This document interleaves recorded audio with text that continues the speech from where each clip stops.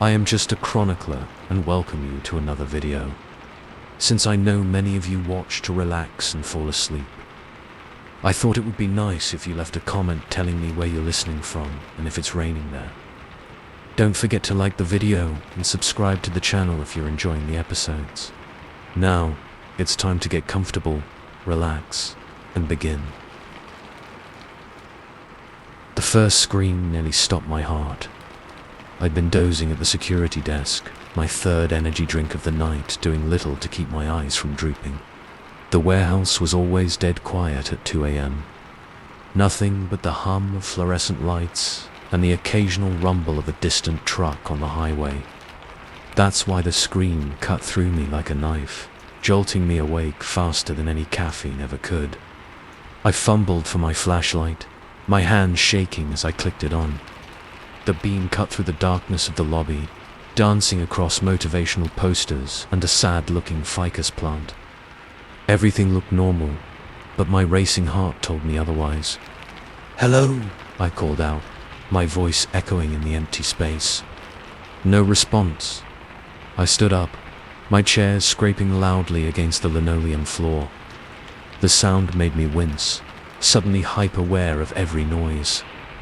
I swept my flashlight across the room again, half expecting to see someone, or something, lurking in the shadows. But there was nothing. Must have imagined it, I muttered, trying to convince myself. But the hairs standing up on the back of my neck told a different story.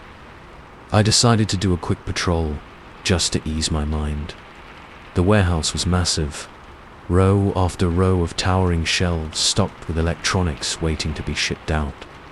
During the day, it was a hive of activity, forklifts zipping back and forth, workers calling out to each other. But at night, it was a different world entirely. My footsteps echoed as I walked down the main aisle, my flashlight beam barely penetrating the darkness ahead. Every shadow seemed to move, every stack of boxes a potential hiding place. I tried to shake off the feeling of being watched, but it clung to me like a second skin. As I neared the loading dock at the back of the warehouse, I heard it. A soft, scraping sound, like something being dragged across concrete. I froze, my breath catching in my throat. The sound came again, closer this time. "Who's there?" I called out, my voice embarrassingly shaky. No response, just another scrape, followed by what sounded like water dripping. I edged closer to the loading dock, my flashlight beam dancing wildly as my hand trembled. The large roll-up door was closed, as it should be, but there was a small man door off to the side. As I approached, I noticed something that made my blood run cold. Water. A small puddle was seeping in from under the door, spreading slowly across the concrete floor. But it wasn't raining outside, and the puddle seemed to be growing, creeping towards me like some kind of living thing. With a shaking hand, I reached for the door handle. It was ice cold to the touch, so cold it almost burned. I hesitated for a moment, every instinct screaming at me to turn and run. But I was the night security guard. This was my job. I took a deep breath and yanked the door open. The smell hit me first. The rank, rotting stench of stagnant water and decay. My flashlight beam cut through the darkness, revealing the loading dock beyond. It was flooded, at least a foot of black water covering the concrete. But that wasn't what made me stumble back in shock. Footprints. Wet footprints led from the water's edge, up onto the dry concrete of the warehouse floor. Human-shaped, but wrong somehow. Too large, the toes too long and spread wide. They glistened in my flashlight beam, a trail leading off into the darkness of the warehouse. My mind raced, trying to make sense of what I was seeing. We were miles from any body of water. The dock shouldn't be flooded. And those footprints, they weren't possible. They couldn't be real. I slammed the door shut, my heart pounding so hard I could feel it in my throat. I leaned against the cold metal, trying to catch my breath. This wasn't happening. It couldn't be happening. A splash from outside made me jump. Something was moving in the water. I heard it clearly, even through the closed door. Another splash, closer this time. And then a sound that turned my blood to ice.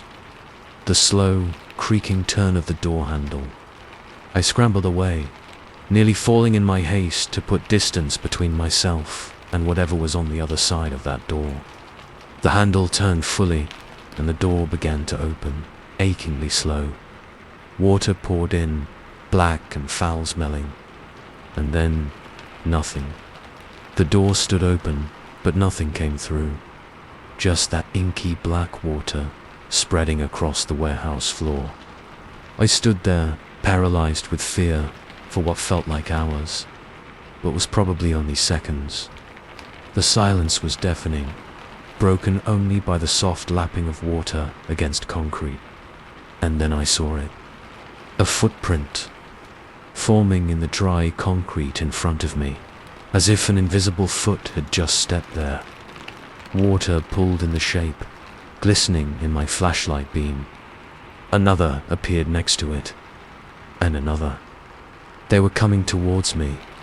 I turned and ran, my flashlight beam bouncing wildly as I sprinted down the aisle. I could hear it behind me, a wet slapping sound of bare feet on concrete. Fast, too fast. I reached the end of the aisle and turned, risking a glance back. My flashlight illuminated nothing but empty space, but the footprints were there, appearing one after another, gaining on me. I ran faster than I ever had in my life, my lungs burning, my legs pumping. I had to get to the security office. There was a phone there. I could call for help. The footsteps behind me quickened, a rhythmic slap, slap, slap that seemed to fill the entire warehouse. I chanced another look back and immediately wished I hadn't. The beam of my flashlight caught something. A glimpse of pale, bloated flesh. A flash of dead, milky eyes. And then it was gone, vanished into the shadows. I reached the security office and slammed the door behind me, fumbling with shaking hands to lock it. I leaned against it, gasping for breath, my heart feeling like it might explode out of my chest. For a moment, there was silence. Had I lost it? Was I safe? And then came the scratch at the door. Soft at first, barely audible. Then harder, more insistent. The scratching turned into pounding, the whole door shaking in its frame. I scrambled for the phone, nearly knocking it off the desk in my panic. I dialed 911, praying someone would answer quickly. 911, what's your emergency? Please, I gasped. Please help me. There's something in the warehouse. Something's trying to get in. Please, you have to send someone. Sir, calm down. What's your location? I rattled off the address, my eyes fixed on the door. The pounding had stopped, but I could hear something else now. A soft, wet sound, like something slimy sliding against the door. Sir, we have units on the way. Can you tell me what you saw? I opened my mouth to respond, but the words died in my throat. The lights in the office flickered once, twice, and then went out completely. The phone went dead in my hand. In the sudden silence, I could hear my own ragged breathing, and something else, a soft, rhythmic sound. Breathing, coming from inside the room with me. I fumbled for my flashlight, my hand shaking so badly I nearly dropped it. I clicked it on, the beam cutting through the darkness. And there, reflected in the window of the office, I saw it. A face, pale and bloated, skin hanging in loose folds, as if it had been underwater for weeks. Its eyes were milky white, unseeing, yet somehow fixed directly on me. Water dripped from its lank hair, forming a puddle on the floor. I opened my mouth to scream, but no sound came out. The thing in the reflection smiled, revealing rows of sharp, needle-like teeth. It lunged. The beam of my flashlight caught it midair, illuminating every horrifying detail. Long, webbed fingers reached for me, tipped with wickedly sharp claws. Its mouth opened impossibly wide, that terrible smile stretching to inhuman proportions. I dove to the side, feeling the rush of air as it passed inches from me. I hit the ground hard, the flashlight flying from my hand and clattering across the floor. The beam spun wildly, creating a strobe-like effect that only added to the nightmarish scene. I scrambled to my feet, desperately searching for a weapon, anything I could use to defend myself. My hand closed around the handle of my coffee mug, still half full of cold coffee. It wasn't much, but it was all I had. The creature turned towards me, water dripping from its body and pooling on the floor. In the erratic light of the spinning flashlight, it seemed to flicker in and out of existence, there one moment and gone the next. It lunged again, faster than anything that size should be able to move. I swung the mug with all my strength, feeling it connect with a sickening thud. The creature stumbled back, more surprised than hurt. Black ichor oozed from the point of impact, hissing as it hit the floor. I didn't wait to see if I'd actually hurt it. I ran, vaulting over the desk and wrenching the door open. I sprinted down the hallway, the sound of wet, slapping footsteps close behind. The main entrance was just ahead, the glass doors offering a tantalizing glimpse of the parking lot beyond. Safety. Freedom. I pushed myself harder, my legs burning with the effort. I hit the doors at full speed, bursting through into the cool night air. I didn't stop, didn't look back. I ran across the parking lot, the gravel crunching under my feet. Only when I reached my car did I dare to turn around. The warehouse loomed behind me, dark and silent. There was no sign of pursuit, no sound except for my own ragged breathing. As I fumbled for my keys, I saw movement out of the corner of my eye. There, in the second-floor window of the warehouse, a pale face watched me. Water streamed down the glass, as if the entire upper floor was flooded. The face smiled that terrible smile, and then was gone.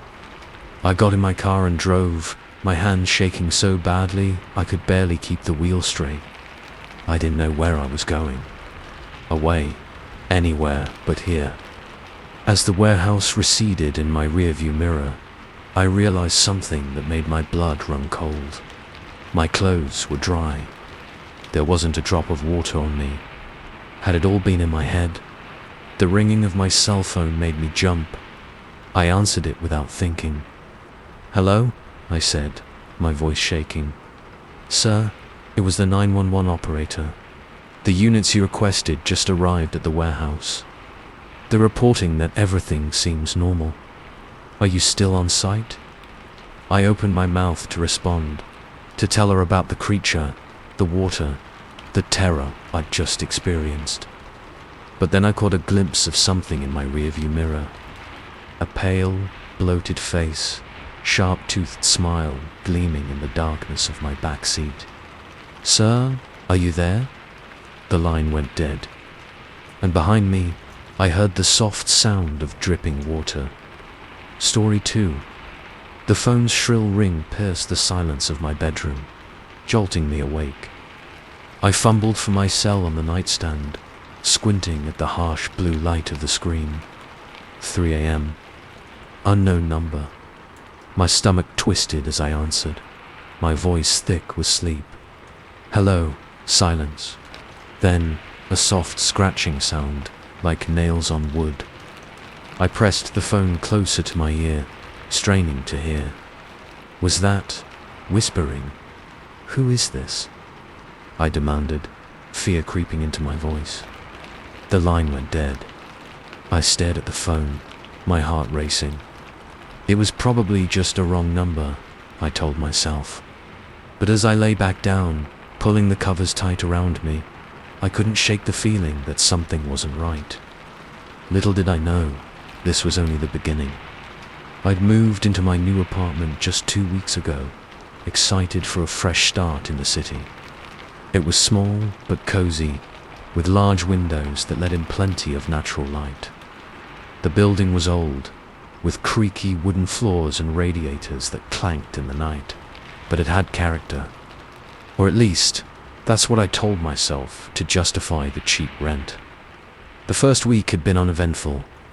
I spent my days unpacking boxes and exploring my new neighborhood, reveling in the anonymity of city life. But then the calls started. Every night, like clockwork, my phone would ring at exactly 3 a.m., always from an unknown number.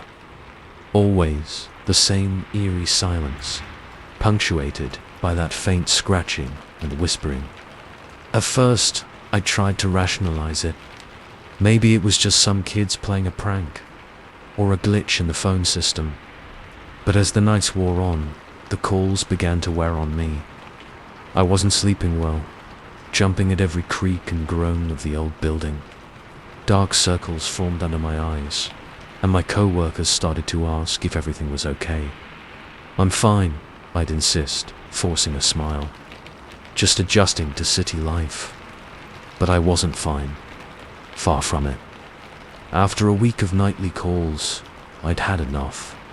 I marched down to the phone company's office, demanding they trace the calls or change my number. The bored-looking clerk tapped away at her computer, frowning. "I'm sorry, ma'am," she said, not sounding sorry at all.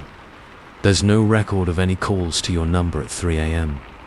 Are you sure you're not dreaming this?" I stared at her, dumbfounded. "Of course I'm sure. Look, just change my number. Please." She shrugged and complied, handing me a slip of paper with my new number. "This should solve your problem," she said, already turning to the next customer. I left feeling relieved, certain that I'd put an end to the mysterious calls. That night, I went to bed early, looking forward to my first uninterrupted night's sleep in days. The shrill ring of my phone cut through my dreams like a knife. I sat bolt upright, my heart pounding. No, it couldn't be. With shaking hands, I reached for my phone. 3 a.m. Unknown number. "This isn't possible," I whispered, my voice trembling. I answered the call, anger overriding my fear. "Who are you? What do you want from me?" The scratching sound was louder this time, more insistent. The whispers seemed closer, almost as if they were coming from inside the room rather than through the phone. I whirled around, half expecting to see someone standing in the shadows of my bedroom. But I was alone. I ended the call and immediately dialed the police. The dispatcher listened patiently as I poured out my story, my words tumbling over each other in my haste to explain. "I understand you're frightened, ma'am," the dispatcher said when I finally paused for breath. "But I'm afraid there's not much we can do about prank calls. Have you tried changing your number?" "Yes," I nearly shouted. "I changed it today, but they still called." "How is that possible?" There was a pause on the other end of the line. "I'm sorry, but are you sure you're not imagining this? Stress can do funny things to a person's mind." I hung up without responding, frustration and fear warring inside me. They thought I was crazy. Maybe I was. Maybe the lack of sleep was finally getting to me, making me imagine things that weren't there. But deep down, I knew. The calls were real, and they were getting worse. The next night, I didn't even try to sleep. I sat up in bed, lights on, waiting for the call I knew would come. At exactly 3 a.m., my phone rang. This time, I didn't answer. I watched as the screen lit up, the unknown number flashing accusingly.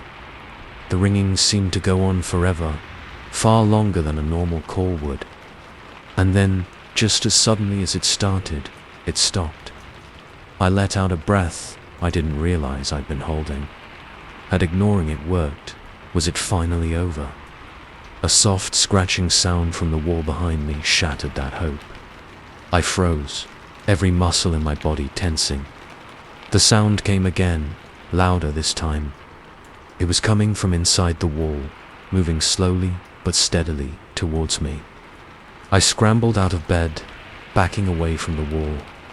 The scratching followed me, traveling along the wall, until it reached the corner of the room. Then it started moving down, towards the floor.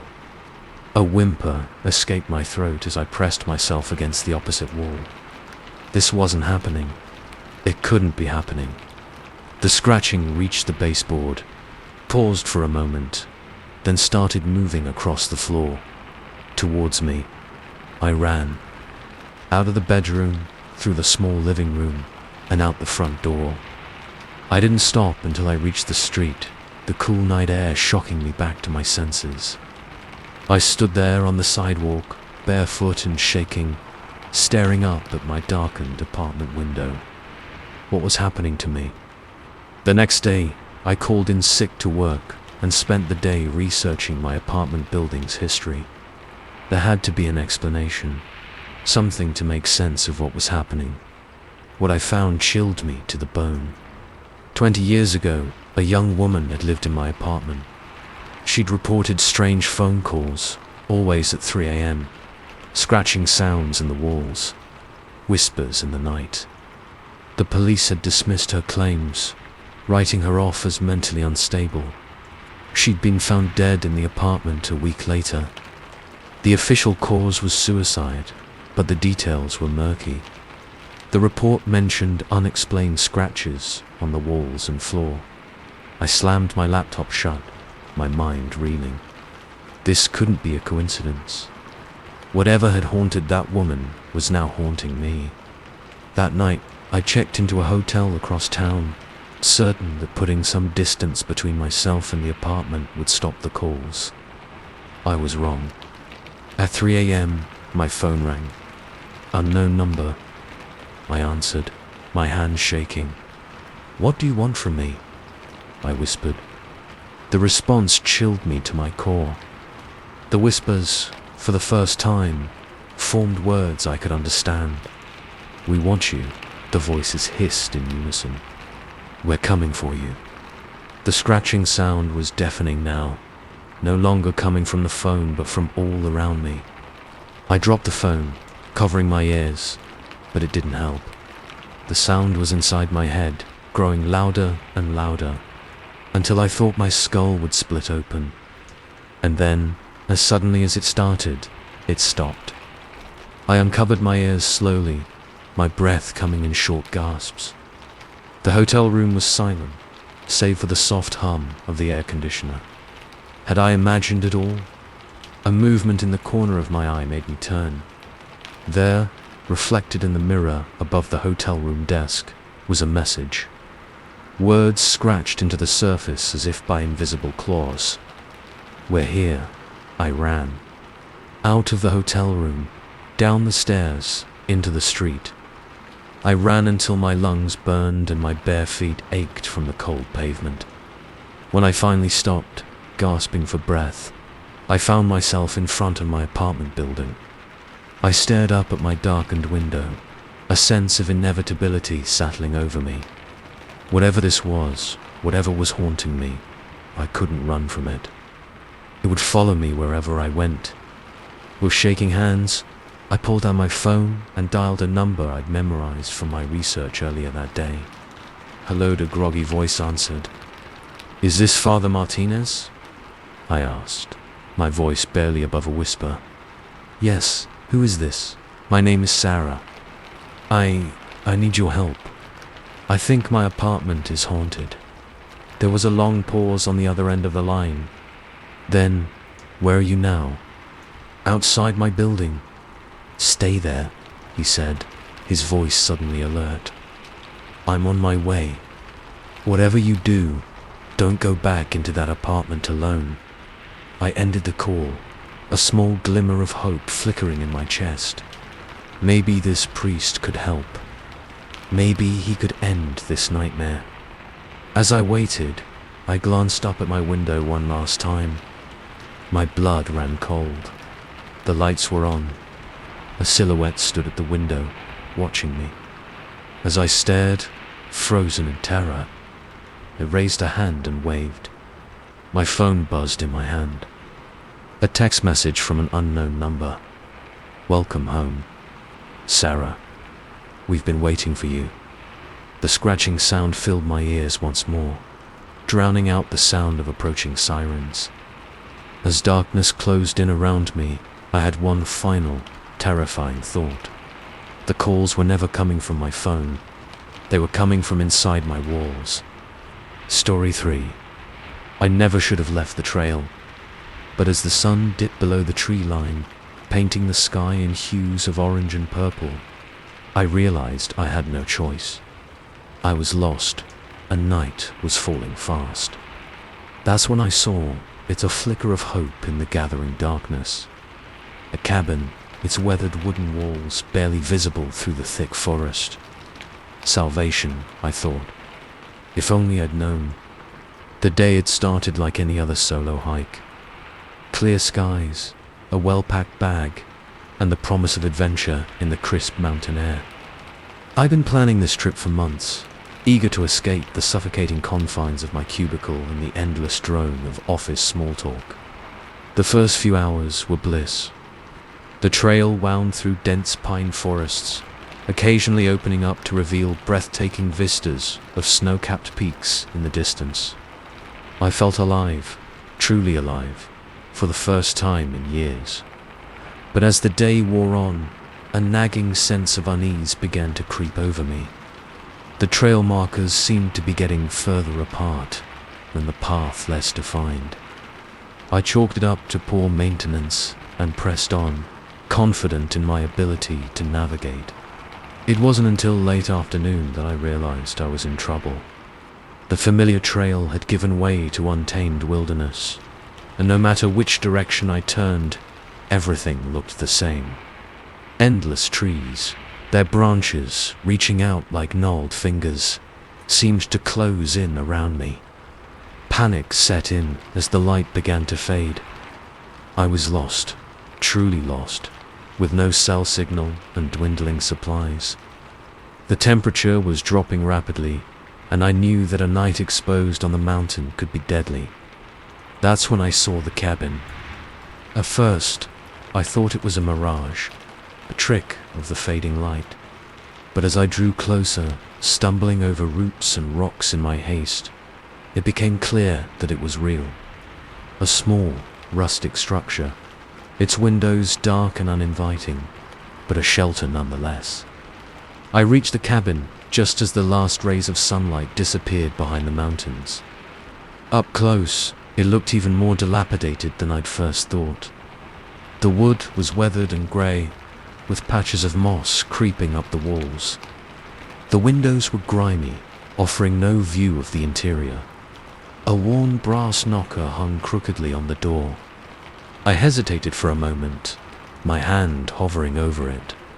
What if someone lived here? But the alternative, a night in the freezing forest, made the decision for me. I grabbed the knocker and rapped it against the door 3 times. The sound echoed unnaturally in the quiet forest. I waited, straining my ears for any sound of movement inside. Nothing. I tried the door handle, and to my surprise, it turned easily. The door creaked open, revealing a dark interior. "Hello," I called out, my voice sounding small and scared. No response. I fumbled for my flashlight, clicking it on and sweeping the beam across the room. It was a single, open spacer bed in one corner, a small kitchenette in another, and a rickety table with 2 chairs in the center. Everything was covered in a thick layer of dust. Relief washed over me. The cabin was abandoned. I wouldn't have to explain my presence to some grizzled mountain hermit. I stepped inside, closing the door behind me. The interior was cold, almost as cold as outside. but at least I was out of the wind. I shrugged off my backpack and began to explore, my flashlight beam dancing across the walls. That's when I noticed the symbols. At first, I thought they were just random scratches, the kind you'd expect to find in an old cabin. But as I looked closer, I realized they formed patterns.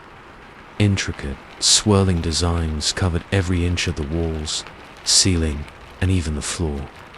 They seemed to shift and move in the flickering light of my flashlight, making my head spin. A chill ran down my spine that had nothing to do with the cold.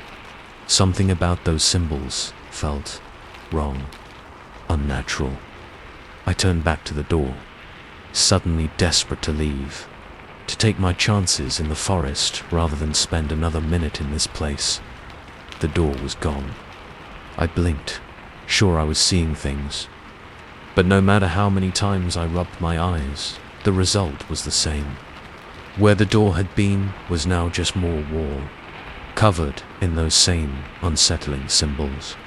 Panic clawed at my throat. This wasn't possible. Doors don't just disappear. I ran my hands over the wall where the door should have been, searching for any seam or crack, anything to indicate it was some kind of hidden entrance. Nothing, just smooth, cold wood under my fingers. I spun around, my flashlight beam wild, looking for another way out.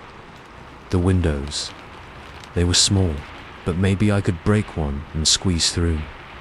I rushed to the nearest one, but as I reached out to touch it, my hand met solid wall.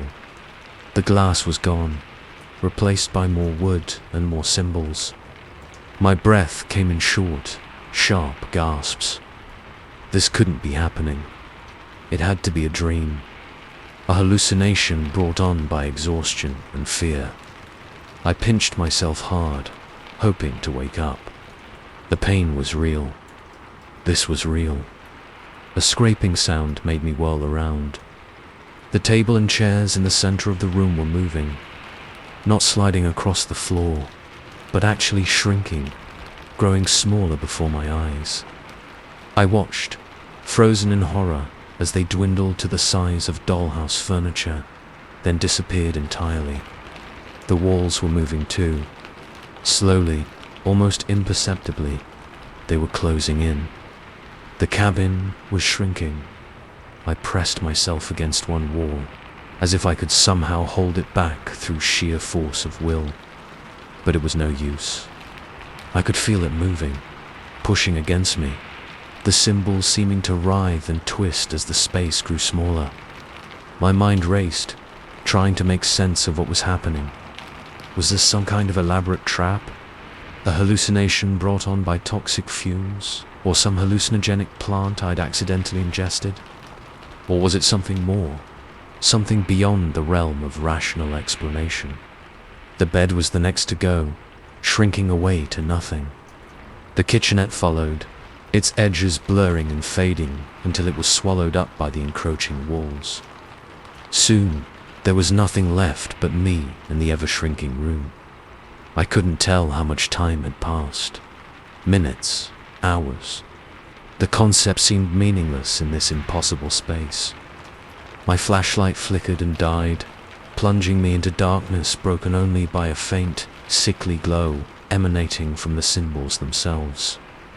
The walls were close now, so close I could touch both sides of the cabin with my outstretched arms. The ceiling was descending too, forcing me to hunch over. Soon, I would be forced to my knees. In the eerie light of the glowing symbols, I noticed something I hadn't seen before. A trapdoor in the floor, small and nearly hidden by the twisting patterns. With shaking hands, I grabbed the iron ring and pulled. It opened with a groan, revealing a black void beneath. No bottom was visible, just an endless darkness that seemed to swallow what little light there was. I hesitated, looking from the hole to the encroaching walls and back again. Stay and be crushed, or jump into the unknown. The decision was made for me as the walls closed in with a sudden burst of speed. I threw myself into the trapdoor, tumbling into the darkness below. I fell for what felt like an eternity, the wind rushing past me, my stomach lurching with each passing second. I screamed, but the sound was swallowed up by the void. And then, suddenly, I wasn't falling anymore. I was standing.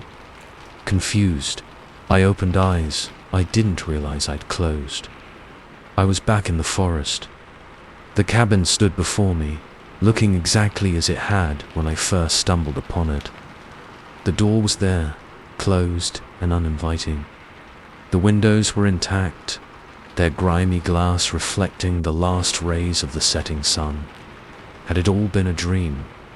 A vivid hallucination brought on by fear and exhaustion? I looked down at myself, half expecting to see some evidence of my impossible experience. But everything was as it should be. My clothes were intact, my backpack still slung over my shoulders.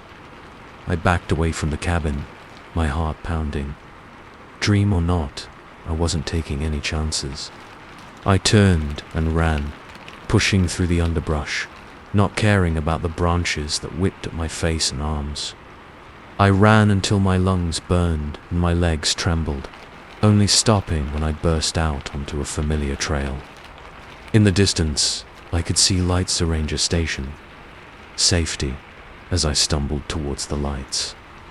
Relief flooding through me, I felt something in my pocket, something that hadn't been there before.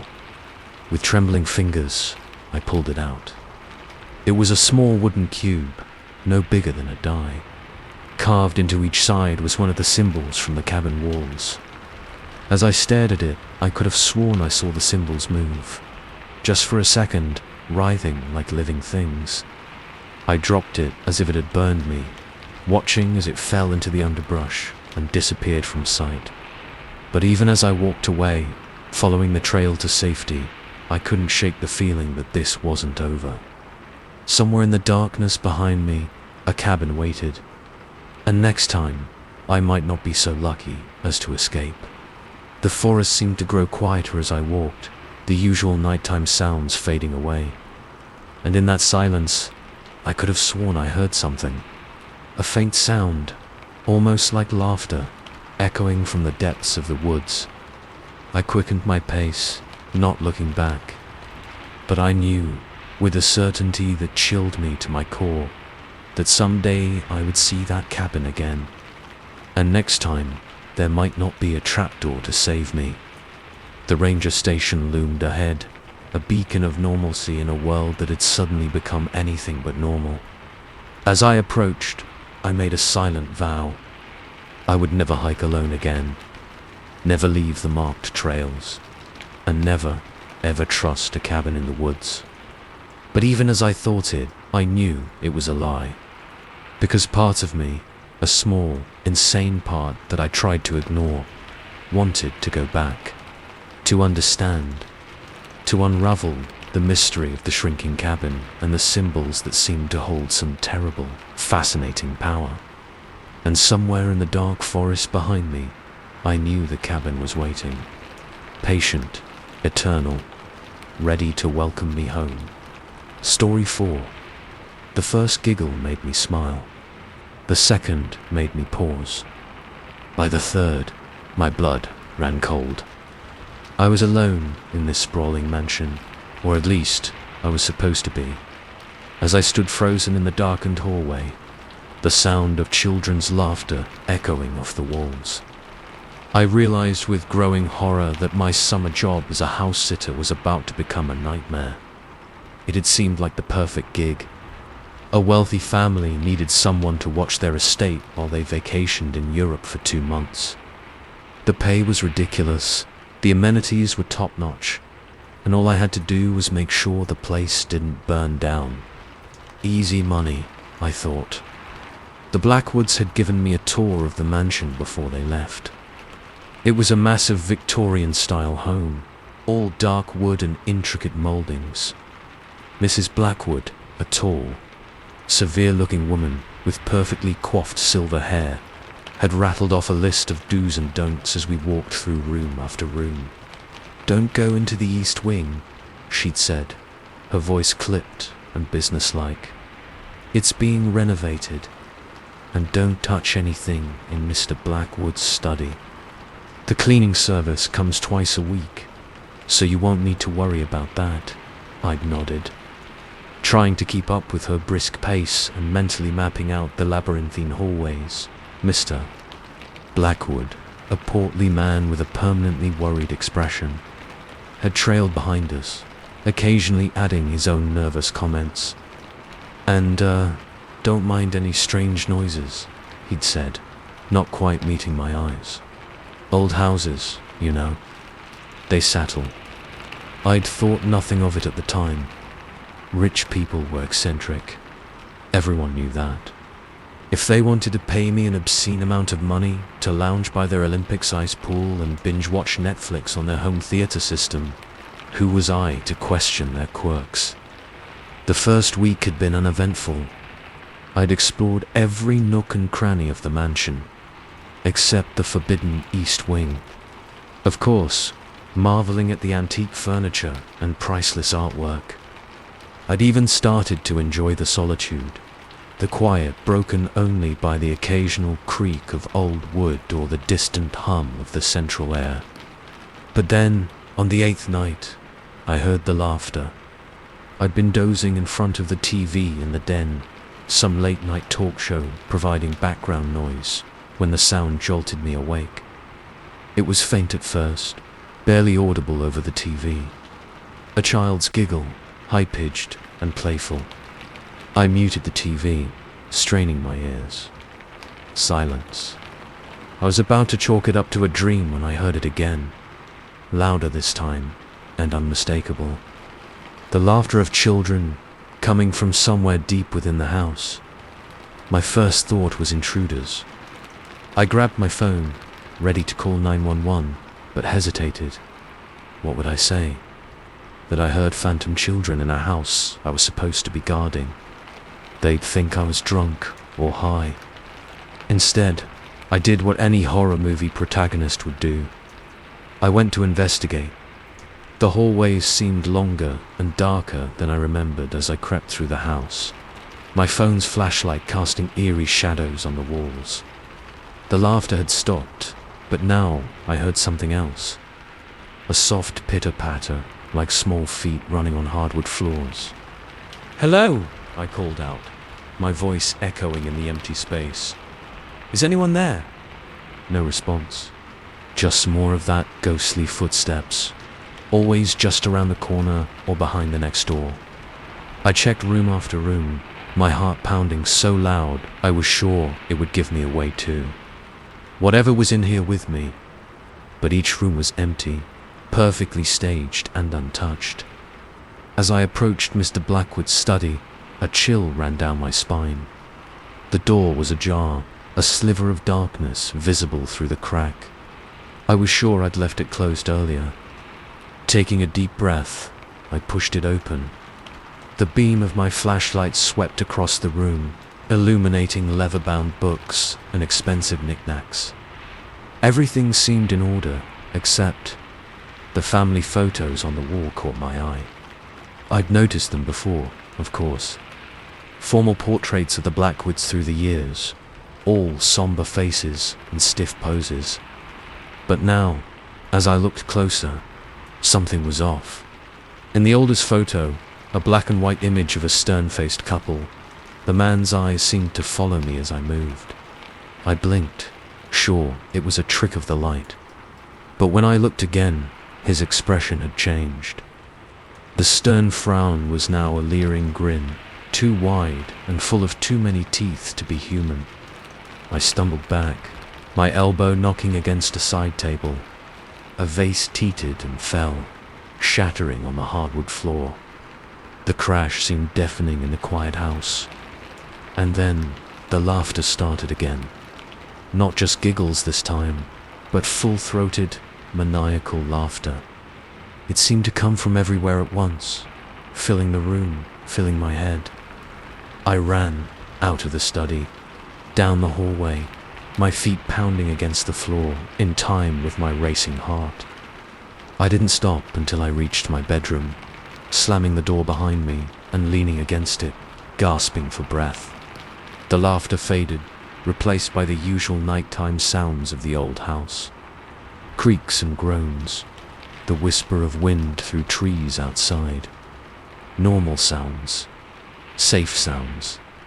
I sank to the floor, my back against the door, and tried to make sense of what had just happened. It had to be stress, right?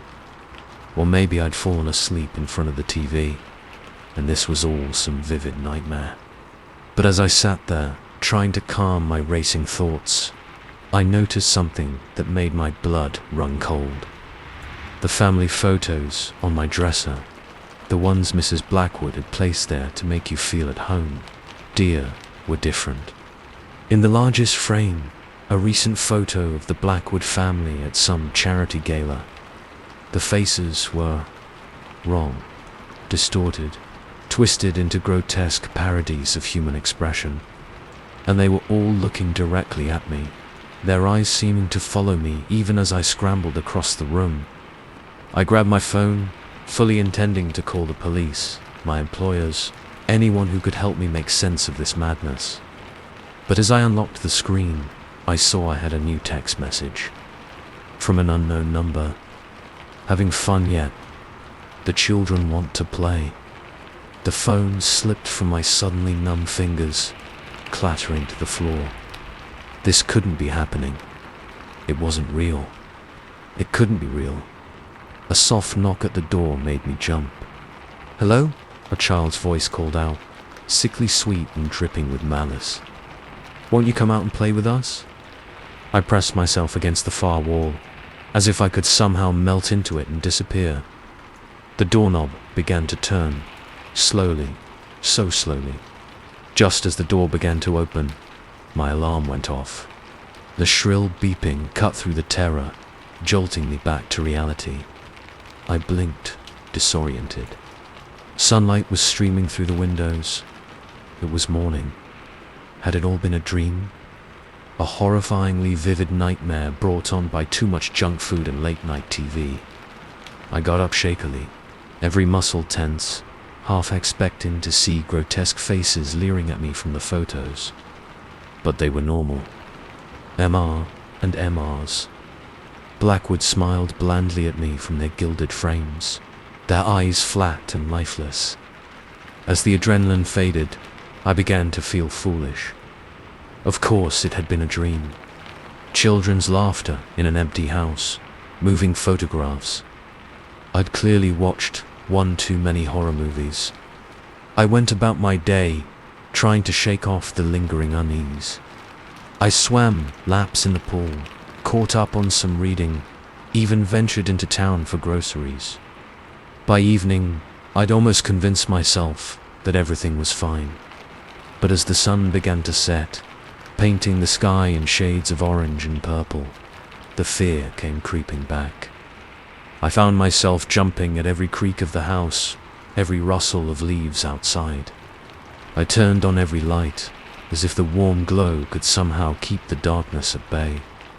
As I heated up some leftover pasta for dinner, I tried to reason with myself, even if last night hadn't been a dream. And it had to have been, right?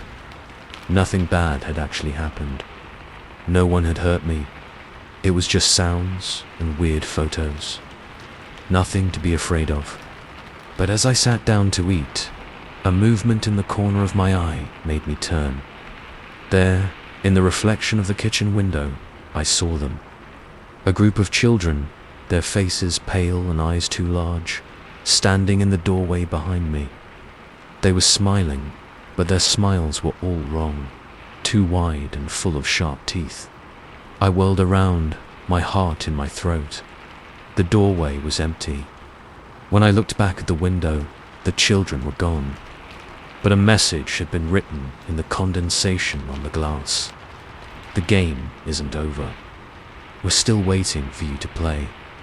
I didn't sleep that night, or the next. I spent my days in a haze of exhaustion and fear, jumping at every sound, seeing things move in the corner of my eye. The laughter came more frequently now, sometimes accompanied by whispers I could almost, but not quite, understand. The photos changed daily, the faces becoming more twisted and horrific each time I looked at them. Sometimes I'd walk into a room and find all the furniture rearranged, only for it to be back to normal when I returned a moment later. I thought about leaving, about calling the Blackwoods, and telling them I couldn't do this anymore. But something kept me there.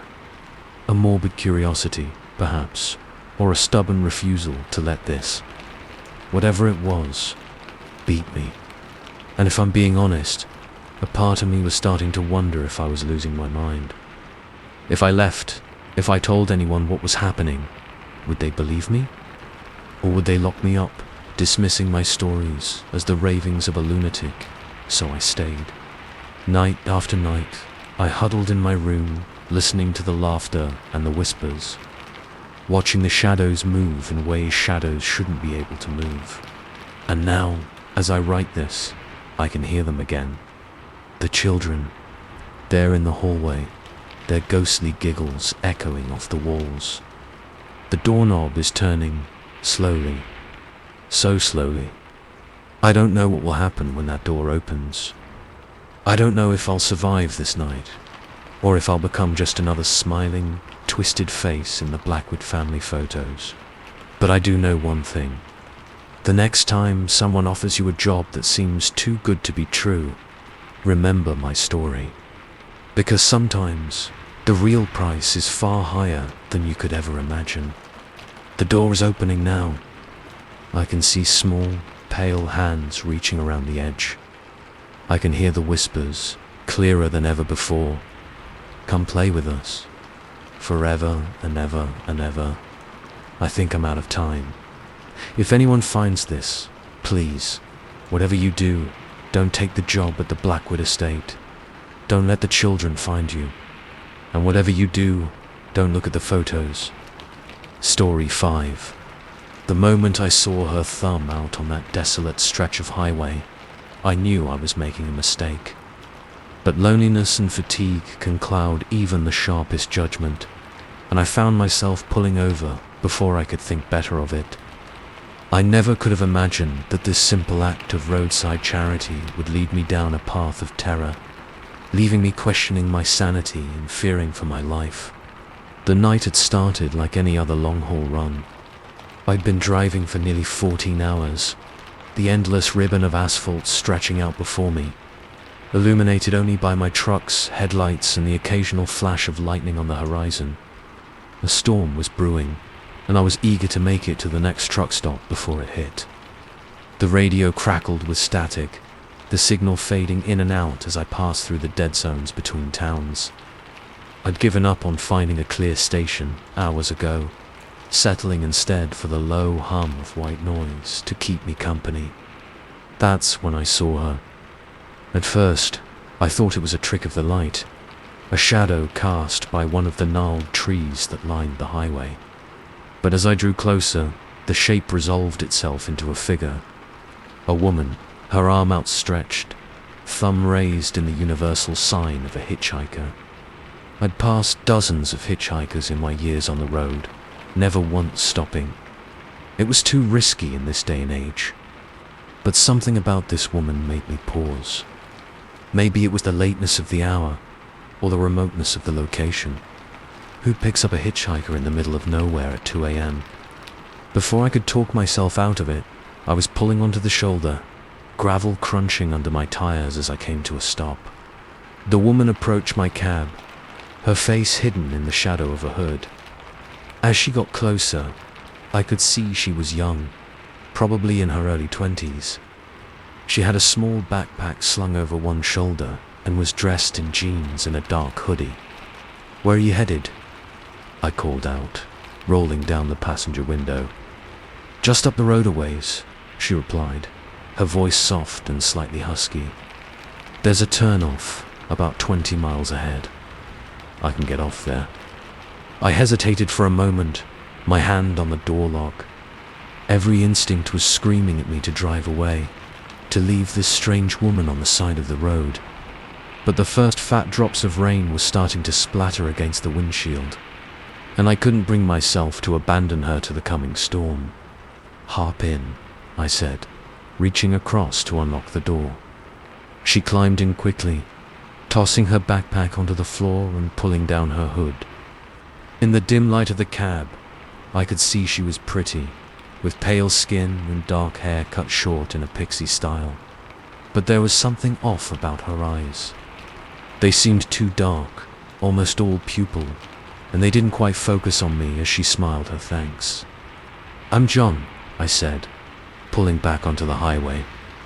"Sarah," she replied, though something in her tone made me wonder if that was really her name. We drove in silence for a few minutes, the only sound the steady thrum of the engine and the increasing patter of rain on the roof. I snuck glances at her out of the corner of my eye, trying to get a read on her. She sat perfectly still, her hands folded in her lap, staring straight ahead at the road. "So," I said, trying to break the tension, "what brings you out here in the middle of the night?" She didn't answer immediately, and when I glanced over, I saw her hand move to her pocket, fidgeting with something inside. "Just trying to get home," she said finally, her voice flat. I nodded, not wanting to pry further. The rain was coming down harder now, sheets of water cascading across the windshield faster than the wipers could clear it. I leaned forward, squinting to see the road ahead. "Nasty weather," I commented, more to fill the silence than anything else. Sarah hummed in agreement, her hand still moving in her pocket. The movement was starting to make me nervous. What was she fiddling with? A phone? A weapon? I tried to focus on the road, but my mind was racing. Why had I picked her up? What did I really know about this woman? The cab suddenly felt too small, too confined. A flash of lightning illuminated the interior of the cab, and for a split second, I could have sworn I saw something impossible. In that brief, stark moment of light, Sarah's reflection in the passenger window wasn't her own. Instead, I saw a gaunt, skeletal face, with hollow eyes and a gaping, toothless mouth. I jerked the wheel in shock, the truck swerving dangerously on the wet road. I corrected quickly, my heart pounding in my chest. "You okay?" Sarah asked, and when I glanced at her, she looked normal. Just a young woman, concern etched on her face. "Yeah," I mumbled, shaking my head. "Yeah, just thought I saw something on the road." She nodded, seemingly satisfied with my explanation, and turned back to stare out the windshield. I tried to calm myself, taking deep breaths and focusing on the road ahead. It had just been a trick of the light, I told myself. The storm, the late hour, my own exhaustion, they were all playing tricks on my mind. We drove on in silence, the tension in the cab so thick I could almost taste it. I found myself watching the mile markers, counting down the distance to the turnoff where Sarah had said she'd get out. 15 miles. 10, 5. As we approached the turnoff, I began to relax. Soon, this strange encounter would be over. Nothing more than an odd story to tell at the next truck stop. "This is me," Sarah said as we neared the exit. I nodded, signaling and slowing down to take the turn. As we rolled to a stop at the end of the off-ramp, I turned to Sarah, ready to wish her well and send her on her way. The words died in my throat. The passenger seat was empty. I blinked, sure I must be seeing things. But no matter how many times I looked away and looked back, the result was the same. Sarah was gone. My mind reeled, trying to make sense of what had happened. She couldn't have jumped out. We'd been going too fast, and I would have noticed the door opening. And even if she had somehow managed it, where was her backpack? With shaking hands, I turned on the interior light and searched the cab. There was no sign that Sarah had ever been there. No backpack, no stray hair, nothing. A chill ran down my spine as I remembered the thing in her pocket, the thing she'd been fidgeting with all night. Slowly, dreading what I might find, I reached across to the passenger seat. My hand closed around something small and cold. I pulled it back, opening my fist to reveal a small, tarnished coin. On one side was a date, 1922. On the other, a name, Sarah. My blood ran cold as I stared at the coin. This couldn't be real. It had to be some kind of elaborate prank or hallucination. But deep down, I knew. The coin was real. Sarah, or whatever she had been, was real. I don't remember much of the drive after that. I know I got back on the highway, pushing my rig to its limits as I sped through the night, desperate to reach the next town, the next pocket of civilization. As the sun began to rise, painting the sky in shades of pink and gold, I finally allowed myself to relax. Whatever had happened in the night, surely it couldn't touch me in the light of day. That's when I saw the note. It was tucked under my logbook, a small scrap of paper I was sure hadn't been there before. With trembling fingers, I unfolded it. In spidery, old-fashioned handwriting, it read, "Thanks for the ride, John. See you on the return trip." My blood turned to ice in my veins. I crumpled the note, tossing it out the window, as if by discarding it, I could somehow undo the events of the night. But as I watched it disappear in my rearview mirror, I knew this wasn't over. I've been driving non-stop since then, too afraid to pull over, too terrified to sleep. Every time I close my eyes, I see Sarah's face. Both the pretty young woman and the skeletal horror I glimpsed in the lightning flash. I don't know what she is or what she wants. I don't know if I'll ever be free of her, but I do know one thing. I'll never pick up another hitchhiker as long as I live. As I write this, I'm at a truck stop, hundreds of miles from where I picked up Sarah. I've decided to leave this account, along with the coin, in my locker here. If something happens to me, if I disappear like so many other truckers who vanish without a trace on lonely highways, at least there will be some record of what happened. And to anyone reading this, I have one piece of advice. If you're driving late at night and you see a young woman with short dark hair hitchhiking on the side of the road, don't stop. Don't even slow down.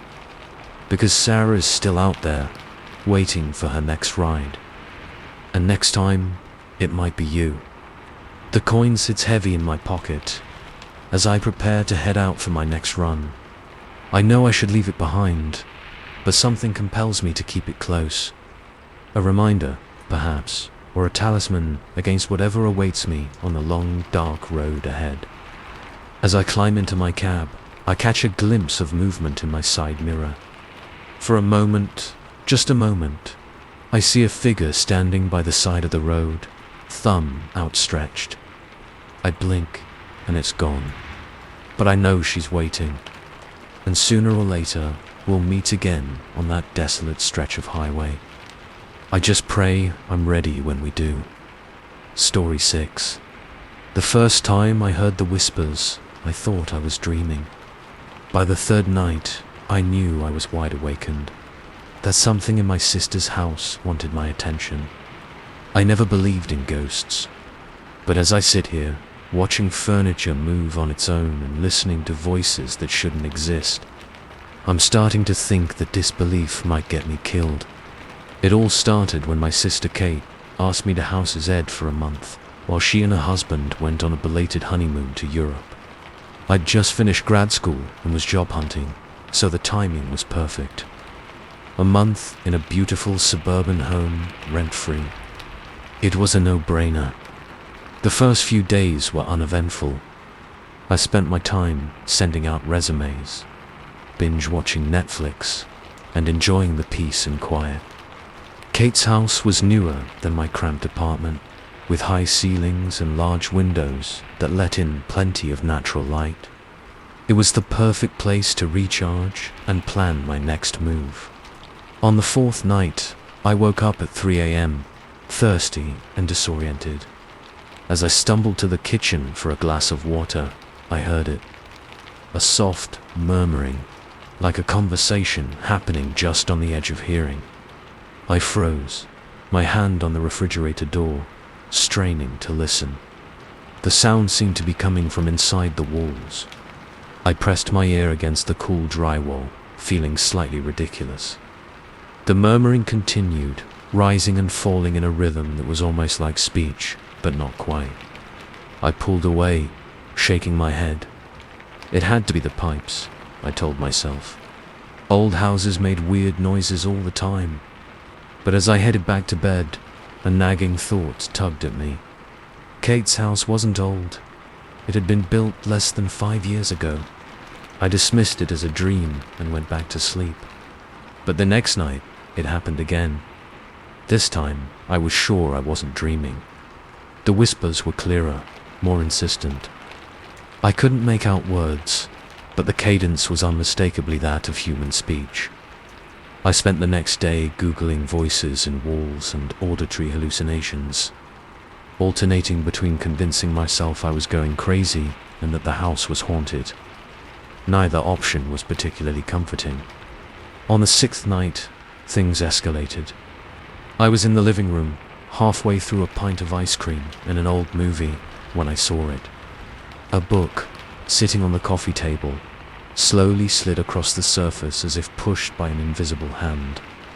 I blinked hard, sure I was seeing things. But no, the book was definitely moving. It reached the edge of the table and teetered there for a moment before falling to the floor with a soft thud. My heart was racing, the spoon of ice cream frozen halfway to my mouth. I set the pint down carefully, my eyes never leaving the fallen book. Slowly, I reached out to pick it up. As my fingers touched the cover, a chill ran through me. The book was ice cold, as if it had been sitting in a freezer instead of a warm living room. I flipped it open, not sure what I was looking for, but needing to do something. A slip of paper fell out, yellowed with age. I unfolded it with trembling fingers. In spidery, faded handwriting, it read, "We've been waiting for you." I dropped the note as if it had burned me, scrambling back on the couch. This couldn't be happening. It had to be an elaborate prank. Maybe Kate had set this up before she left, some weird joke to freak out her little sister. But deep down, I knew that wasn't true. Kate wasn't the pranking type, and the terror I felt was too real, too visceral to be the result of a simple joke.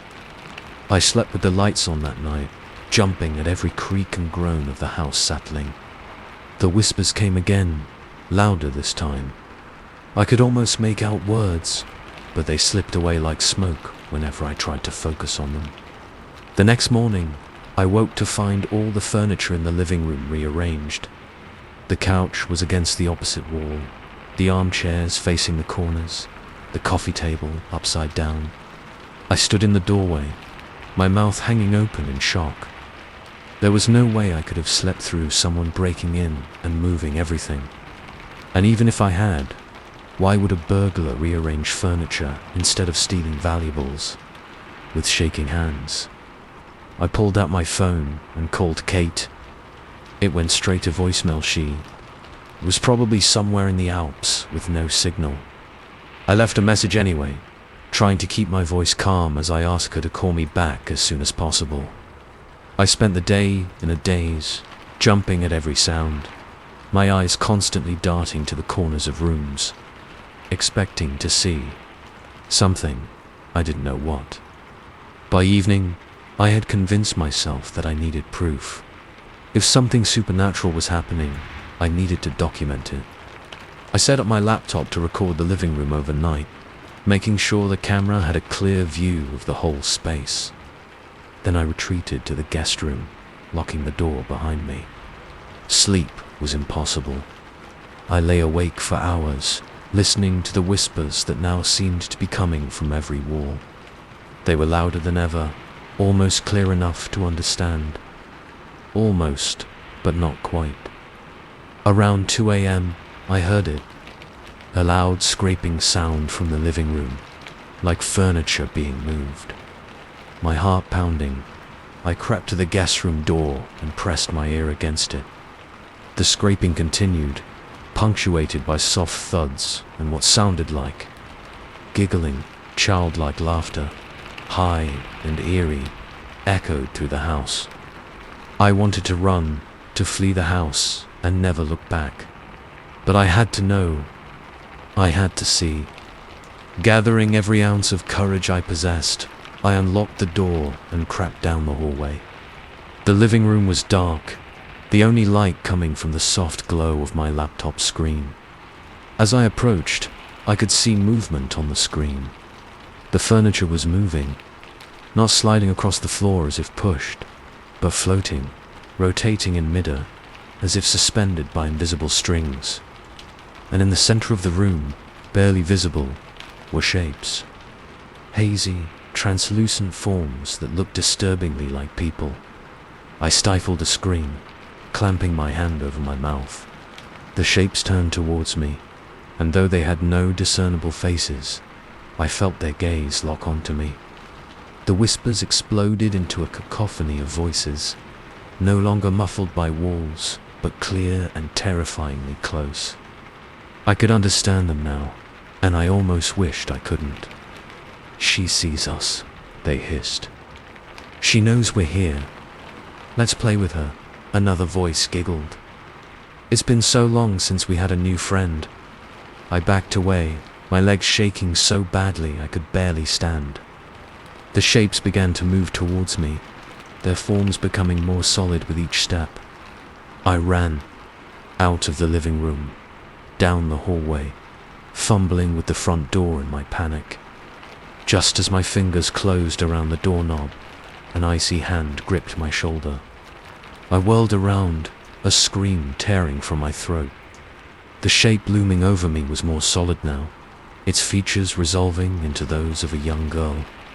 But her eyes were empty sockets, her mouth a gaping black hole that stretched impossibly wide. "Don't go," she said, her voice a horrible mix of a child's plea and something ancient and malevolent. "Stay and play with us. Forever." I wrenched away from her grasp, my hand scrabbling for the doorknob. I flung the door open and ran into the night, not stopping until I reached my car parked on the street. As I peeled away from the curb, I glanced in the rearview mirror. The house stood dark and silent, but in every window I could see faces pressed against the glass. Dozens of them, their eyes glowing in the darkness, watching me go. I drove straight to a 24-hour diner and sat there until dawn, nursing cup after cup of coffee with shaking hands. When the sun finally rose, I gathered my courage and went back to the house. I had to get my things, had to retrieve the laptop with the evidence of what had happened. The house was quiet when I entered, everything back in its proper place as if nothing had happened. I moved quickly, shoving my belongings into my suitcase, trying not to look too closely at the walls or the corners of rooms. As I unplugged my laptop, a new message popped up on the screen. A text file, created just minutes ago. With trembling fingers, I opened it. "We'll be waiting for you to come back. This is your home now, too." I slammed the laptop shut and ran, leaving half my things behind in my haste to get out. I sent Kate a text from the safety of my car, parked several blocks away. I told her there had been a family emergency, that I had to leave immediately. I apologized for the short notice and promised to explain everything when she got back. But I knew I would never be able to explain. How could I tell my sister that her beautiful new home was infested with something beyond our understanding? How could I describe the terror of those nights, the whispers in the walls, the things I had seen? As I drove away, putting as much distance between myself and that house as possible, I couldn't shake the feeling that it wasn't over. The whispers followed me, echoing in my head long after I'd left the house behind. "We'll be waiting," they said. "You'll come back." you're one of us now. And the worst part is, deep down, I'm afraid they might be right. Because even as I flee, even as I try to forget, a part of me is already longing to return, to hear those whispers again, to see what lurch behind the veil of our reality. I don't know what's going to happen when Kate returns home. I don't know if the entities in that house will reveal themselves to her, or if they were only interested in me. But I do know one thing. I'll never be able to look at a quiet house the same way again. Because now I know that sometimes the whispers in the walls are real, and sometimes they're waiting for you. Story 7. The diner's neon sign flickered, casting an eerie glow across the empty parking lot. It was 2 a.m., that strange hour when the world seemed suspended between yesterday and tomorrow. I'd seen my fair share of odd characters during the graveyard shift, but nothing could have prepared me for the customer at table 7. Little did I know, this seemingly ordinary night would spiral into a nightmare that would haunt me for years to come. I'd been working at Joe's all-night diner for about 6 months. It wasn't glamorous, but it paid the bills while I finished my degree. The night shift was usually quiet. A few truckers, the occasional insomniac, and sometimes folks who'd had a bit too much to drink and needed to sober up before heading home. That night started like any other. I was wiping down the counter, half listening to the tinny radio, playing old country songs, when the bell above the door chimed. I looked up, plastering on my best customer service smile. The man who walked in was unremarkable at first glance. Middle-aged average height, with thinning blonde hair and pale skin. He wore a plain grey suit that looked a size too big, as if he'd lost weight recently. But there was something off about him. His movements were too fluid, almost gliding across the checkered linoleum floor. "Good evening, sir," I called out, my voice echoing in the empty diner. "Sit anywhere you like." He didn't respond, didn't even look at me. Instead, he made his way to table 7, a booth by the window, and sat down facing the glass. I grabbed a menu and a pot of coffee, heading over to take his order. "Can I get you started with some coffee?" I asked, already pouring a cup before he could answer. The man still didn't look at me. His eyes were fixed on his reflection in the window, unblinking. A chill ran down my spine as I realized I couldn't see his reflection, even though the neon signs outside should have made it visible. "Sir," I tried again, my hands starting to shake slightly as I set down the coffee cup. Finally, he spoke. His voice was low and raspy, as if he hadn't used it in a long time. The usual. I blinked, confused. "I'm sorry, sir, but I don't think you've been here before. What would you like to order?" He turned to look at me then, and I had to stifle a gasp. His eyes were wrong. Too large, too dark, like bottomless pits in his pale face. When he smiled, his teeth seemed too numerous, too sharp. "The usual," he repeated, his tone leaving no room for argument. I nodded, not trusting myself to speak, and hurried back to the kitchen. My hands were shaking as I grabbed an order pad, trying to think of what to do. I couldn't very well serve him nothing, but I had no idea what the usual was supposed to be. Looking through the small window into the dining area, I saw the man was once again staring at his non-existent reflection. He hadn't touched the coffee. I decided to play it safe and put in an order for our most popular dish, a classic cheeseburger with fries. As I waited for the cook to prepare the meal, I kept glancing out at the customer. He never moved, never blinked, just stared. When the food was ready, I took a deep breath and carried the plate out. "Here you go, sir," I said, setting it down in front of him. "One cheeseburger with fries. Can I get you anything else?" He looked at the plate, then up at me. For a moment, I thought I saw something flicker behind those dark eyes. Disappointment, anger, But then it was gone, replaced by that too wide smile. "This will do," he said, his voice sending shivers down my spine. I retreated to the counter, pretending to busy myself with cleaning while keeping an eye on the strange customer. He didn't eat, didn't drink the coffee, just sat there, staring out the window, occasionally running a long, pale finger around the rim of the coffee cup. As the hours ticked by, my unease grew. The few other customers who came in gave table 7 a wide berth, as if subconsciously sensing something was wrong. The man never moved, never seemed to breathe. At 5 a.m., just as the sky was beginning to lighten with the promise of dawn, he stood up. I tensed, watching as he glided towards the counter. He placed a crisp $50 bill on the surface, those dark eyes boring into mine. "Same time tomorrow," he said. It wasn't a question. Before I could respond, he turned and walked out, the bell chiming cheerfully in his wake. I let out a breath I didn't realize I'd been holding, my legs suddenly feeling weak. I looked down at the $50 bill. It looked normal enough, but when I picked it up, it felt wrong, too smooth, too perfect. I quickly shoved it into the register, trying to shake off the feeling of unease.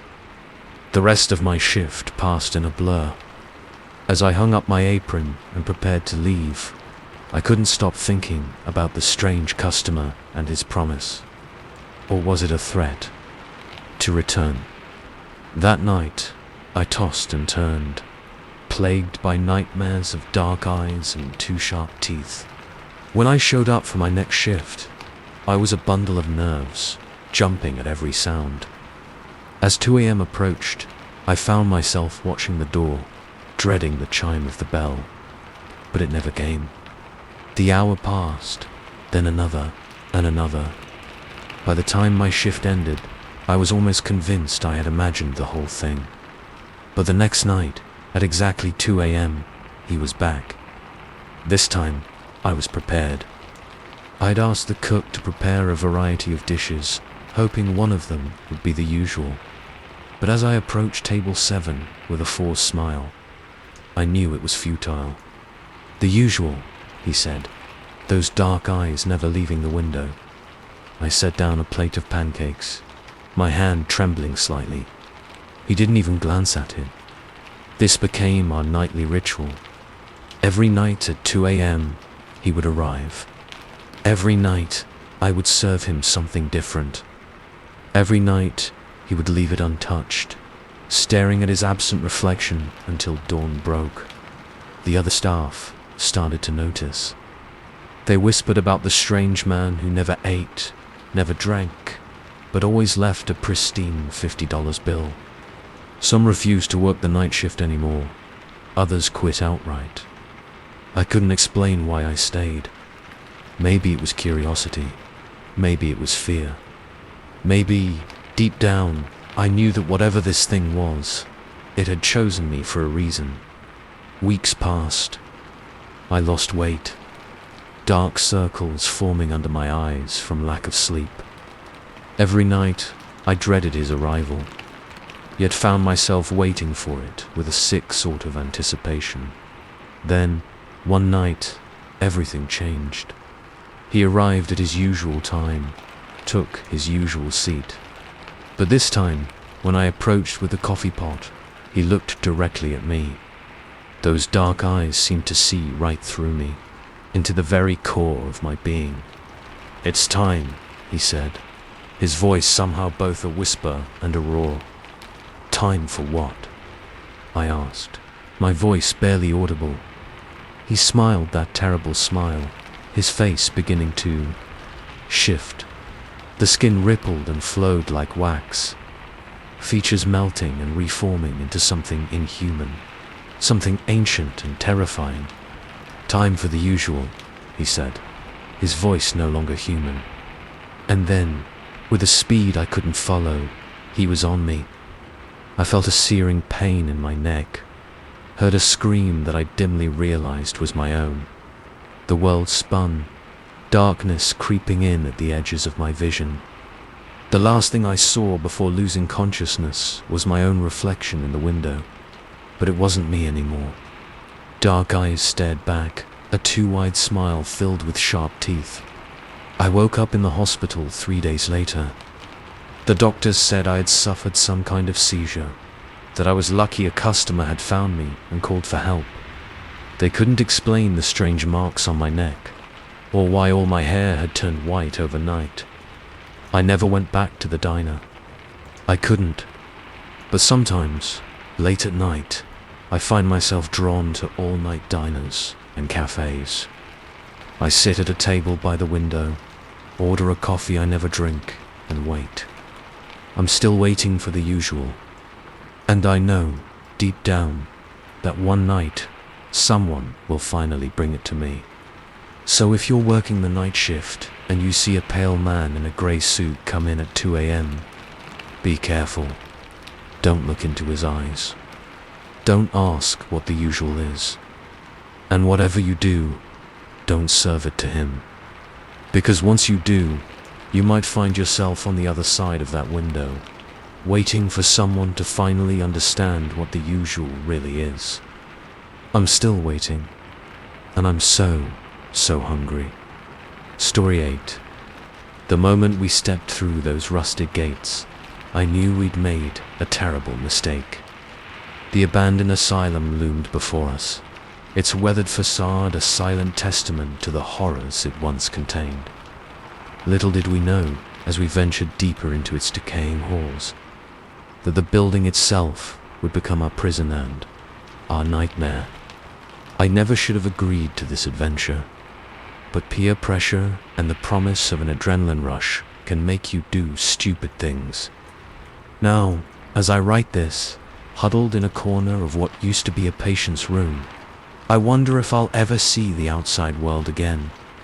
It was supposed to be a simple dare, a way to kill time on a boring Saturday night. There were 5 of us. Me, my best friend Jake, his girlfriend Mia, our mutual friend Chris, and Chris's younger brother, Tyler. We'd known each other since high school, but college and jobs had pulled us in different directions. This weekend was meant to be a reunion of sorts. Jake was the one who suggested exploring the old Ravencrest Asylum. It had been abandoned for decades, the subject of countless local legends and ghost stories. "Come on," he'd said, his eyes gleaming with excitement. "It'll be like those ghost hunting shows on TV." I'd hesitated, but the others were all for it. Mia, always up for an adventure, was already Googling the asylum's history on her phone. Chris, our resident skeptic, scoffed at the idea of ghosts, but seemed intrigued by the prospect of urban exploration. Tyler, eager to prove himself to his older brother's friends, was practically bouncing with anticipation. And so, armed with flashlights, our phones, and a misplaced sense of invincibility, we set out just after midnight. The asylum stood on the outskirts of town, surrounded by overgrown fields and twisted trees. As we approached, the full moon cast long shadows across the crumbling facade, making the broken windows look like gaping mouths. "Last chance to back out," Jake said, grinning as he pushed open the rusty gate. It creaked ominously, the sound echoing in the still night air. I almost took him up on the offer. Something about this place felt wrong, but I swallowed my fear and followed the others inside. The entrance hall was a mess of fallen plaster and broken furniture. Our flashlight beams danced across peeling wallpaper and shattered tiles. The air was thick with dust and the musty smell of decay. "Let's split up," Mia suggested, her voice hushed with excitement. "We'll cover more ground that way." I wanted to protest, to point out that splitting up was always the first mistake in horror movies. But before I could speak, the others were nodding in agreement. "Good idea," Jake said. "Chris and Tyler, you guys take the east wing. Mia and I will check out the west. Alex, are you okay exploring the main building?" I wasn't okay with it, not at all. but I nodded, not wanting to seem like a coward. Yeah, sure. We'll meet back here in an hour. With a chorus of agreements and a few nervous laughs, we parted ways. I watched as my friend's flashlight beams disappeared down dark corridors, leaving me alone in the cavernous entrance hall. Taking a deep breath, I started my exploration. The main building seemed to go on forever, a labyrinth of narrow hallways and small rooms. Most were empty save for the occasional rusted bed frame or toppled filing cabinet. But as I ventured deeper, I began to notice oddities.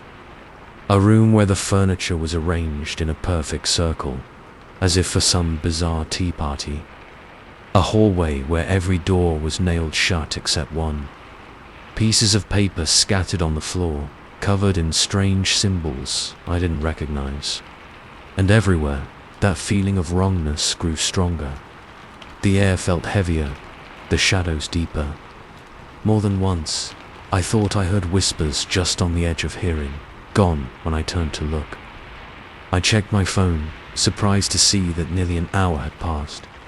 It was time to head back to the entrance hall.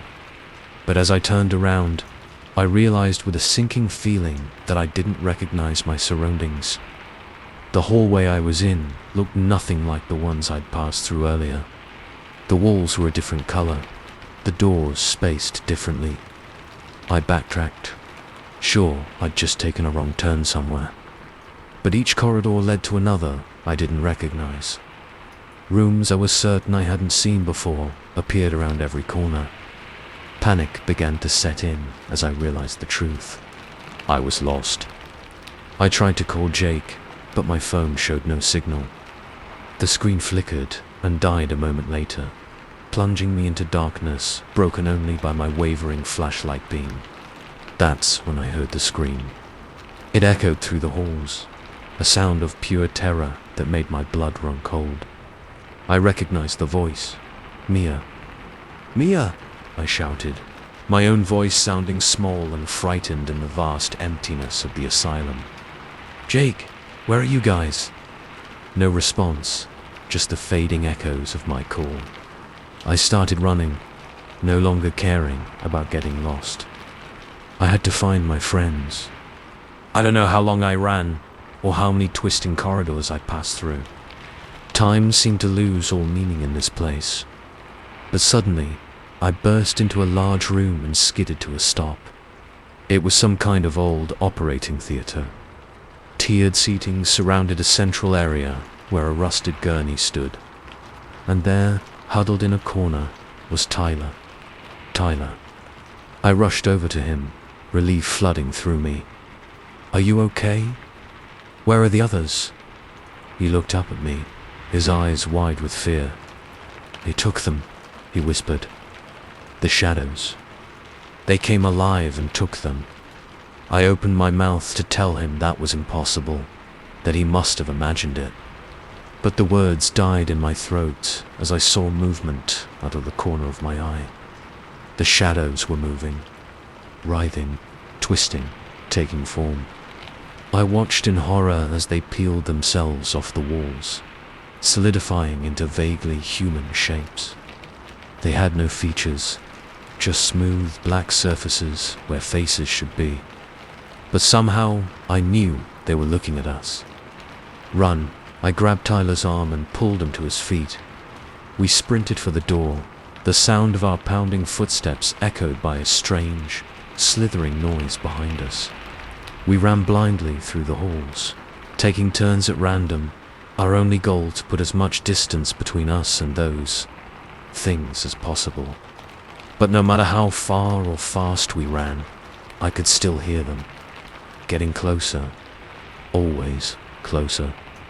We burst through a set of double doors and found ourselves back in the entrance hall. Hope surged through me. We were almost out. But as we ran for the exit, the front doors slammed shut with a sound like a thunderclap. We skidded to a stop, watching in disbelief as the doors seemed to melt into the wall, leaving behind smooth, unbroken plaster. No, Tyler whimpered beside me. No, No, no. I turned, dreading what I would see. The shadow creatures filled the entrance hall, blocking every exit. And held in their grasp were Jake, Mia, and Chris. My friends' eyes were wide with terror, their mouths open in silent screams. One of the creatures stepped forward. When it spoke, its voice was like gravel being ground underfoot. "Welcome," it said, "to your new home." The shadows surged forward, and everything went black. I don't know how long it's been since then. Days. Weeks. Time has no meaning here. The asylum shifts and changes around us, a living thing with a malevolent will of its own. Corridors appear and disappear at random. Rooms transform when we're not looking. And always, always, the shadows are watching. We've tried everything to escape. Breaking windows only reveals more hallways beyond. Attempting to burn or break down walls does nothing. The damage repairs itself in moments. My friends are different now, changed. Sometimes I catch them staring at nothing, whispering to themselves in languages I don't recognize. Their eyes are darker, their smiles too wide. I fear they're becoming part of this place, and that soon I will too. I'm writing this in the hopes that someone, someday, might find it. A warning, perhaps, or a confession. If you're reading this, please, whatever you do, stay away from Ravencrest Asylum. Don't let curiosity or bravado lead you here. Because once you enter, the asylum never lets you leave. The shadows are coming again. I can hear them sliding along the walls, their whispers growing louder. I don't know how much longer I can resist them. Already, I feel myself changing, my thoughts becoming darker, my perception of reality shifting. To whoever finds this, I'm sorry. I'm sorry we were foolish enough to come here. I'm sorry we unleashed whatever was trapped in this place. And I'm sorry for what we might become. The door is opening now. I can see the shadows reaching for me, their cold touch promising an end to fear, an end to loneliness, an eternal embrace. Maybe it won't be so bad, becoming one with the asylum. Maybe, story 9, the first package arrived on a Tuesday. A small brown box with no return address, just my name scrawled in spidery handwriting. Inside was a single photograph of me walking to work, taken from across the street. I should have known then that my life was about to change forever, but I didn't. I laughed it off as a prank, tossed the photo in a drawer, and went about my day. Now, as I sit in my fortified apartment, jumping at every sound and peering through the peephole every few minutes, I wish I had taken that first warning seriously. Because the packages kept coming, and with each one, the photographer got closer. Too close. My name is Sarah, and until a month ago, I led a perfectly ordinary life. I had a decent job at a marketing firm, a small but cozy apartment in the city, and a close circle of friends. I was single, but not unhappily so. Life was comfortable. Then the packages started arriving. That first photo didn't bother me much. I figured it was just someone I knew playing a joke. Maybe my friend Lisa, who was always trying to set me up on blind dates. See, I imagined her saying, "This is how easy it is for guys to notice you." But when the second package arrived a few days later, the uneasy feeling in my stomach grew. This photo showed me at my favorite coffee shop, sitting by the window with my laptop. It was clearly taken from just outside, and I could see my expression clearly. Furrowed brow as I concentrated on my work, a strand of hair falling across my face. I called Lisa, trying to keep my voice casual. "Hey, did you send me some photos recently?" "Photos?" She sounded confused. "No, why?" I laughed it off. made up some story about a mix-up with an online order. But after I hung up, I sat on my couch for a long time, staring at the two photos side by side. Someone was watching me, following me. I considered going to the police, but what would I tell them? That someone had sent me to photographs. They'd probably tell me it was just a harmless prank, nothing to worry about. So I did what any modern person would do.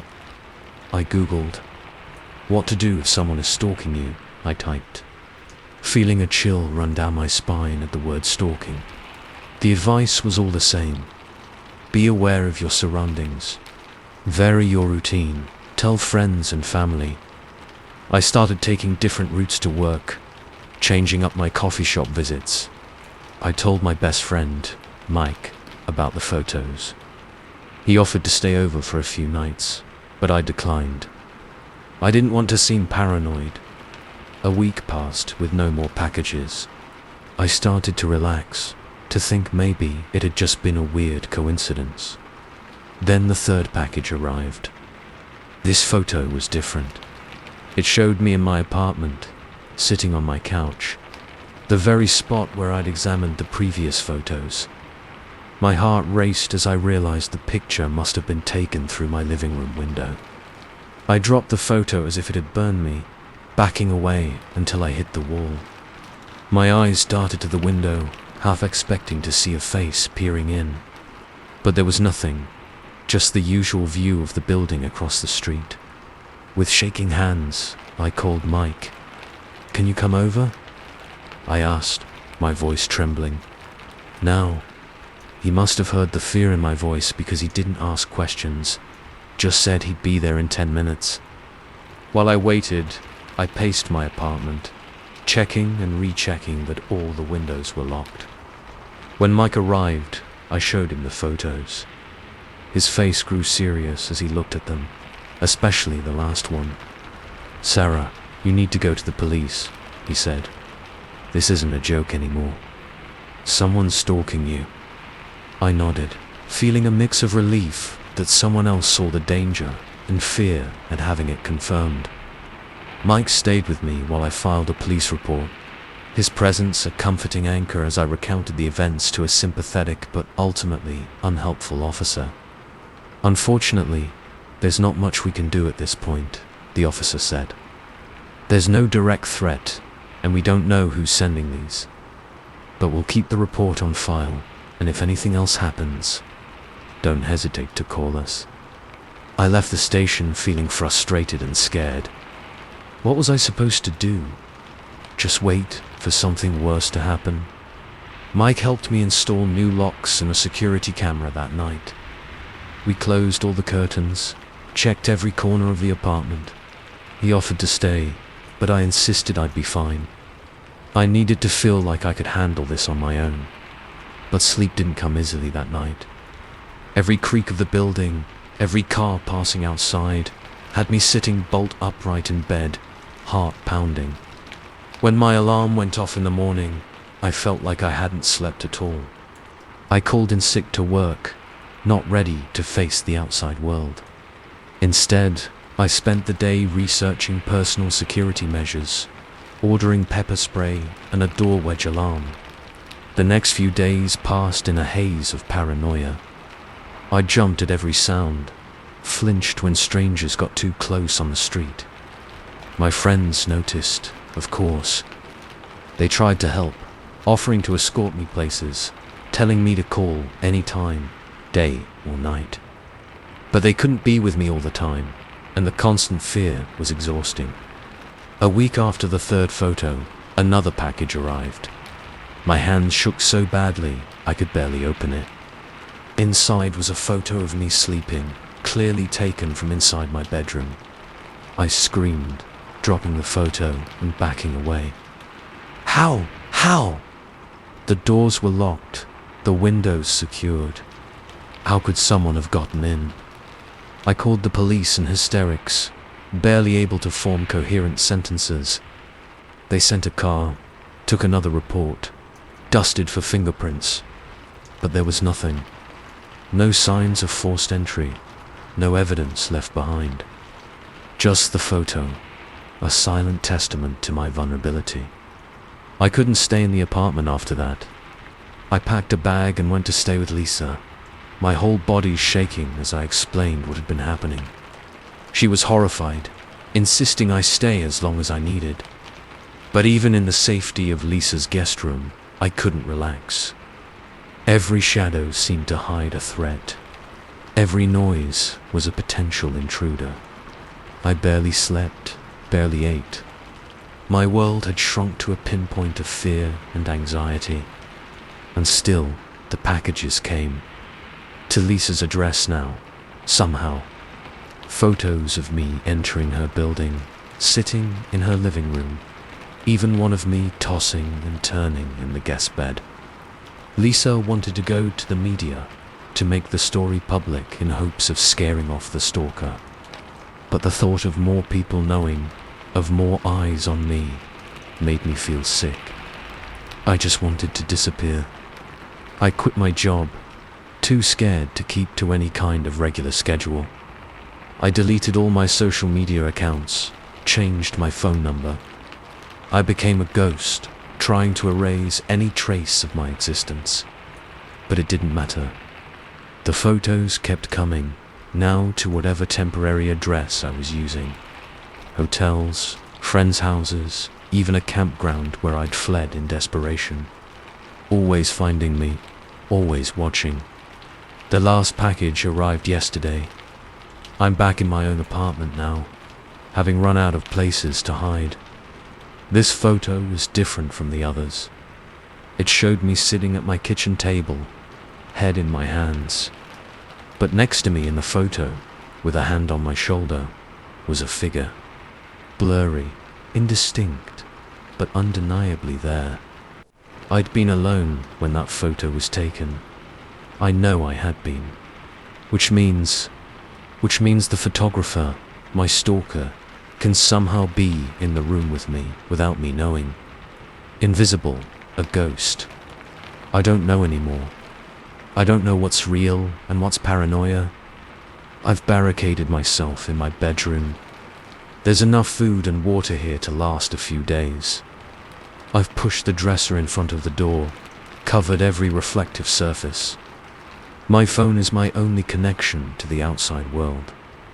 And I'm using it to write this, to leave some record of what's happened to me, because I don't know how much longer I can take this. The constant fear, the feeling of eyes, always watching. It's breaking me down, piece by piece. I find myself wondering if giving in, letting whatever this is take me, would be easier than fighting. If you're reading this, please be careful. Watch your surroundings. Don't take your privacy for granted. Because somewhere out there is someone or something that can breach any defense, bypass any security.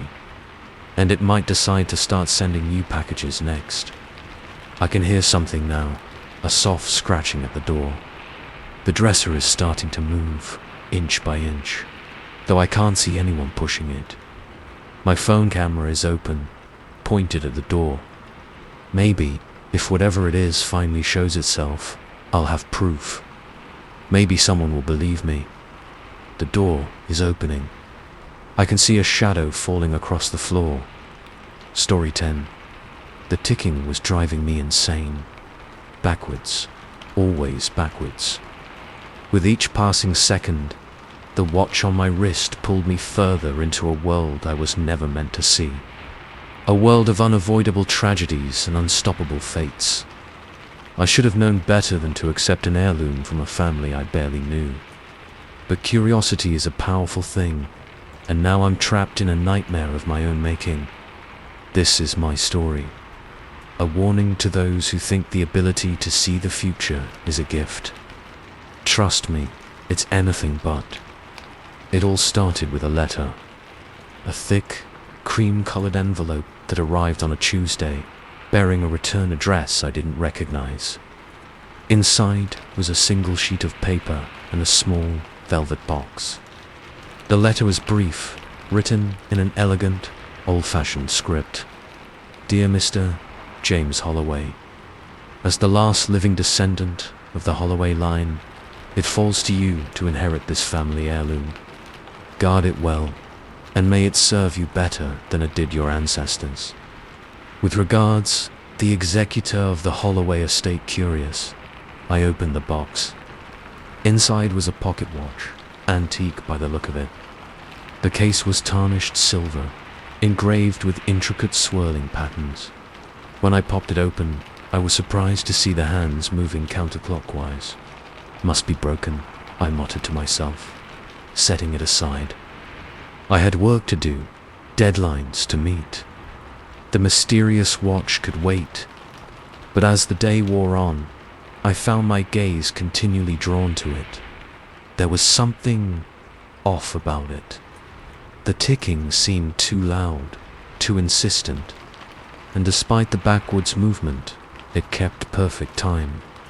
That night, unable to sleep, I strapped the watch to my wrist. The cool metal felt strange against my skin, almost alive.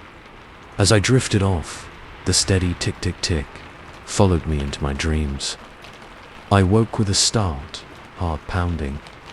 In my dream, I'd seen a car accident. Vivid, terrifyingly real. A red sedan running a red light, T-boning a blue minivan. I could still hear the screech of tires, the crunch of metal. Shaken, I got ready for work, the dream still playing on repeat in my mind. As I drove, I found myself on high alert, watching for red sedans and blue minivans. And then I saw them. At an intersection just ahead, the exact cars from my dream. Time seemed to slow as I watched the red sedan approach the light, showing no signs of stopping. Without thinking, I laid on my horn. The long, loud blast startled the sedan driver. They slammed on their brakes, stopping just inches from the minivan that was already halfway through the intersection. I drove on, hands shaking on the steering wheel. It had to be a coincidence. There was no way I could have dreamed about an accident before it happened. Right, but that night, it happened again. Another dream, this time of a kitchen fire in my apartment building. I woke up, the smell of smoke still in my nostrils, and went to check on my elderly neighbor. I found her dozing in her armchair, a pot of soup forgotten on the stove, flames just starting to lick at the curtains above. After the fire department left and the excitement died down, I sat in my apartment, staring at the watch. It ticked away, backwards, as ever, somehow louder than before. That's when I noticed something odd. The date on the watch was wrong. It showed tomorrow's date. With a growing sense of unease, I realized the truth. The watch wasn't broken. It was counting down to events that hadn't happened yet. Over the next few weeks, the dreams continued. Small things at first. A friend's surprise visit, a power outage at work. But as time went on, they grew more significant. A mugging I was able to prevent. A heart attack I foresaw, leading me to convince a colleague to see a doctor just in time. I began to see the watch as a gift. With it, I could help people, save lives even. I started paying more attention to my dreams, writing them down, looking for ways to intervene. But then came the dream I couldn't change. It was more vivid than any before. I saw my best friend, Mark, boarding a plane. I watched as the plane took off, climbed into the sky, and then fell. I woke up screaming, the image of the fireball seared into my mind. I called Mark immediately, begging him not to get on his flight that day. He laughed it off at first, but something in my voice must have convinced him. He agreed to postpone his trip. Relief washed over me. I'd done it. I'd saved him. But that night, I had the same dream. Mark, a different plane, the same fiery end.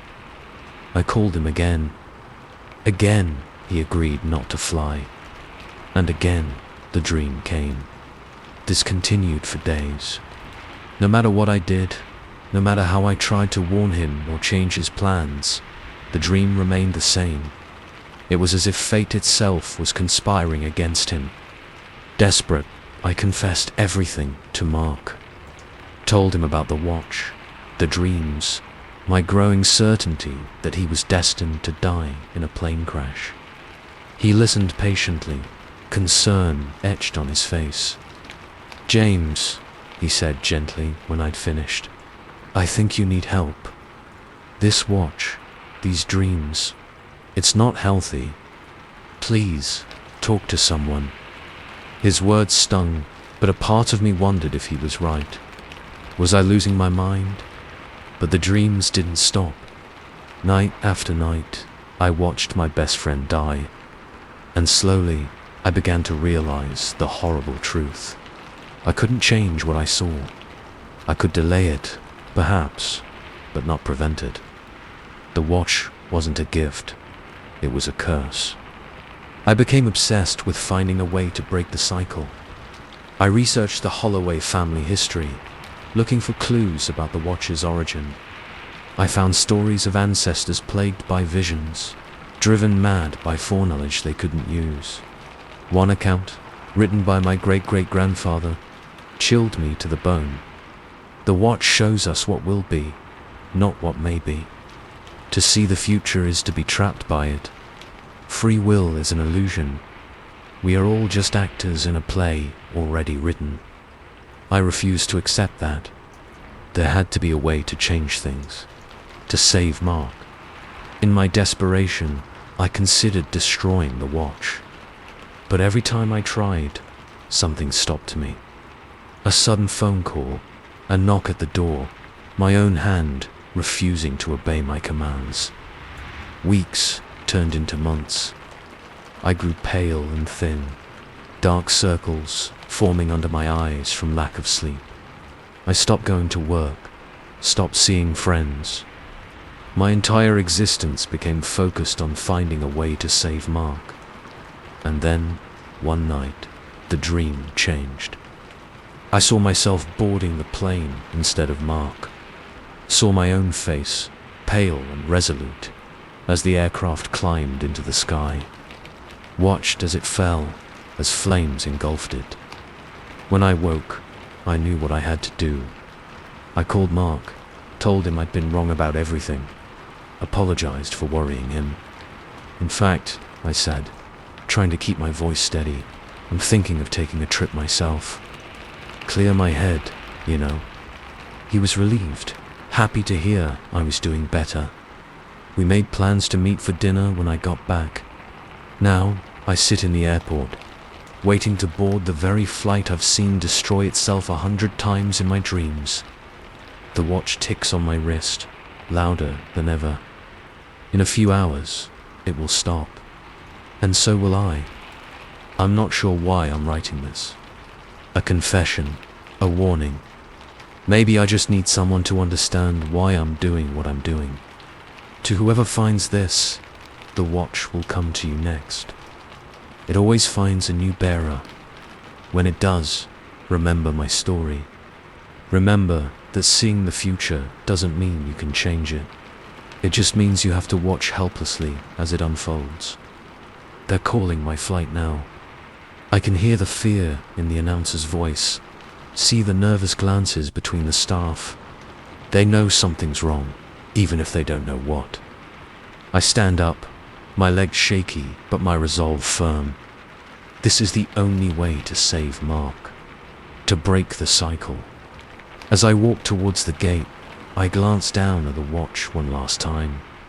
The hands are slowing, the ticking growing fainter. In its reflection, I see a future that will never come to pass. A future where I walked away, where I let fate take its course. A future where I lived, but at the cost of my best friend's life. I made my choice. I choose to believe in free will, in our power to shape our own destinies, even if it costs me everything. The watch has stopped now. I've changed the future it showed me. Whatever happens next is unwritten. For the first time in months, I feel free. Goodbye, and remember, the future is not set. We make our own fate. Story 11. The first symbol I found carved into a tree trunk seemed innocent enough. The second made me pause. By the time I discovered the third, a chill had settled deep in my bones, and I knew with terrifying certainty that something in these woods was very, very wrong. I've been a park ranger for 15 years, and I thought I'd seen it all. But nothing could have prepared me for the horrors that awaited in the depths of Whispering Pines National Park. This is my account of the events that unfolded over those fateful days, a warning to those who think they know the true face of nature. It started on a Tuesday in late autumn. The air was crisp, leaves crunching underfoot. As I made my routine patrol through the eastern sector of the park, most of the summer tourists had gone home, leaving the trails quiet and peaceful. Or so I thought. I was checking a series of trail markers when I noticed it. A strange symbol carved into the bark of an old oak tree. It looked like a circle with a jagged line through it, carved deep enough that sap still oozed from the wounds. I frowned, making a mental note to report the vandalism back at the station. But as I continued my patrol, I found more symbols, each one different, yet all sharing a similar, unsettling quality. Some looked like distorted letters from an alphabet I'd never seen, others like crude representations of eyes or mouths. All of them felt wrong somehow, as if looking at them for too long might drive a person mad. By the time I'd finished my route, I'd counted 17 different symbols, all freshly carved, all oozing sap as if the trees themselves were bleeding. I radioed back to the station, trying to keep my voice steady as I reported what I'd found. "Probably just some kids messing around," my colleague Dave said with a chuckle. "Halloween's coming up, you know how they get." I wanted to believe him, but something in my gut told me this was more than a teenage prank. That night, I couldn't sleep. Every time I closed my eyes, I saw those symbols, felt them burning into my brain. I tossed and turned, finally giving up around 3 a.m. and driving back to the park. I had to see them again to prove to myself that they were just carvings, nothing more. The park was different at night. The usual peaceful atmosphere had been replaced by something oppressive, menacing. As I walked the trail, flashlight in hand, the trees seemed to loom over me, their branches reaching out like gnarled fingers. I found the first symbol easily enough, but something had changed. The sap that had been oozing earlier now glowed faintly in the beam of my flashlight, giving off a sickly green light. I stepped closer, my heart pounding in my chest. The glow pulsed like a heartbeat, and as I watched, horrified, the carved lines began to shift and move, rearranging themselves into a new pattern. I stumbled back, my flashlight clattering to the ground. This wasn't possible. Trees didn't bleed glowing sap. Carvings didn't move on their own. I must be dreaming or hallucinating from lack of sleep. A twig snapped behind me, and I whirled around. My flashlight, rolling on the ground, cast wild shadows through the trees. For a split second, I thought I saw something. A figure, tall and inhuman, with too many limbs and eyes that glowed the same sickly green as the sap. I ran. Blind panic drove me through the dark woods, branches whipping at my face, roots trying to trip me. I didn't stop until I reached my truck, fumbling with shaking hands to unlock the door and throw myself inside. As I sped away from the park, I glanced in my rearview mirror. The tree line seemed to ripple, as if something massive was moving just out of sight. I called in sick the next day, spending hours researching online for any similar incidents. Most of what I found was clearly fiction or the ramblings of conspiracy theorists. But buried deep in a forum thread, I found a single post that made my blood run cold. It described symbols identical to the ones I'd seen, found in a national park halfway across the country. The post was 5 years old, and the user had never posted again. Against my better judgment, I went back to the park that night. I had to know if what I'd seen was real, or just a product of an exhausted, stressed mind. This time, I came prepared.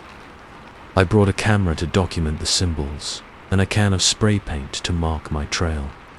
I wasn't going to risk getting lost in these woods again. The symbols were still there, still glowing that eerie green. But now there were more of them, spreading out from the original 17 like some kind of arcane infection. I snapped picture after picture, my hand shaking so badly that many of them came out blurred. As I photographed the 20th symbol, I heard it, a low, rhythmic chanting, coming from deeper in the woods. It didn't sound human. The words, if they were words, seemed to slither through the air, making my skin crawl and my head spin. Every instinct screamed at me to run, but I had to know. I had to see. I followed the sound, moving as quietly as I could through the underbrush. The chanting grew louder, and with it came a strange, flickering light. Green, like the sap, but brighter, more intense. Finally, I reached the edge of a small clearing. What I saw there will haunt me for the rest of my days. Hooded figures stood in a circle, their robes adorned with the same symbols I'd seen on the trees. In the center of the circle was something. I can't describe it accurately. It shifted and changed as I watched, sometimes appearing humanoid, other times like some grotesque amalgamation of animal parts. The only constant were its eyes, dozens of them, all glowing that sickly green. The chanting reached a fever pitch, and the thing in the center began to grow. It stretched upward, its form becoming more solid, more real. I realized with horror that the symbols on the trees, on the robes, they were all part of some ritual, some summoning. In my shock, I must have made a noise. One of the hooded figures turned, and beneath the hood, I saw not a human face, but a mass of writhing tentacles. I ran, again, but this time, the forest itself seemed to come alive around me. Roots burst from the ground, trying to entangle my feet. Branches whipped at me with a malevolent intent. And always, just behind me, I could hear something crashing through the woods. Something big. I don't know how I made it back to my truck. My clothes were torn, my body covered in scratches and bruises. As I sped away, I saw in my rearview mirror the entire forest seemed to lift and shift, as if some enormous creature was rising from within it. I drove straight to the police station, babbling about cults and monsters in the woods. They didn't believe me, of course. How could they? But they did agree to send a patrol out to the park, mostly to humor me, I think. They never came back. The next day, the park was closed due to what officials called an environmental hazard. News reports talked about strange lights seen in the sky over the forest, and locals reported hearing bizarre noises throughout the night. I tried to tell my story, to warn people about what was really happening, but who would believe me? I was just a traumatized park ranger, clearly suffering from some kind of breakdown. It's been a month now since that night in the woods. The park is still closed, surrounded by military vehicles and men in hazmat suits. They say it's because of a chemical spill, but I know the truth. Sometimes, late at night, I can still hear that chanting, and in my dreams, I see those eyes, watching, waiting, growing stronger. I'm leaving town tomorrow, heading as far away from here as I can get, but I fear it won't be far enough.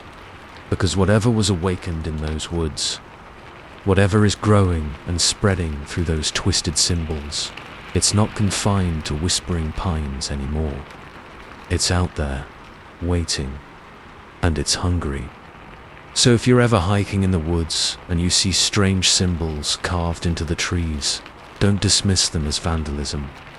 Don't get closer to investigate. Run. Run as fast and as far as you can, because the forest is watching. And it's not the peaceful, nurturing force we've always believed it to be. There are older, darker things lurking in the depths of the woods, and they're waking up. Story 12. The first time I heard a voice from the past, I thought I was losing my mind. By the time I realized the truth, it was already too late. The old ham radio in my attic wasn't just picking up stray signals, it was tuning into the future. My future. And what I heard made me wish I'd never set foot in that dusty attic. They say ignorance is bliss.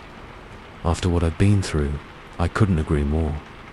But once you know what's coming, can you really just sit back and let it happen? I couldn't.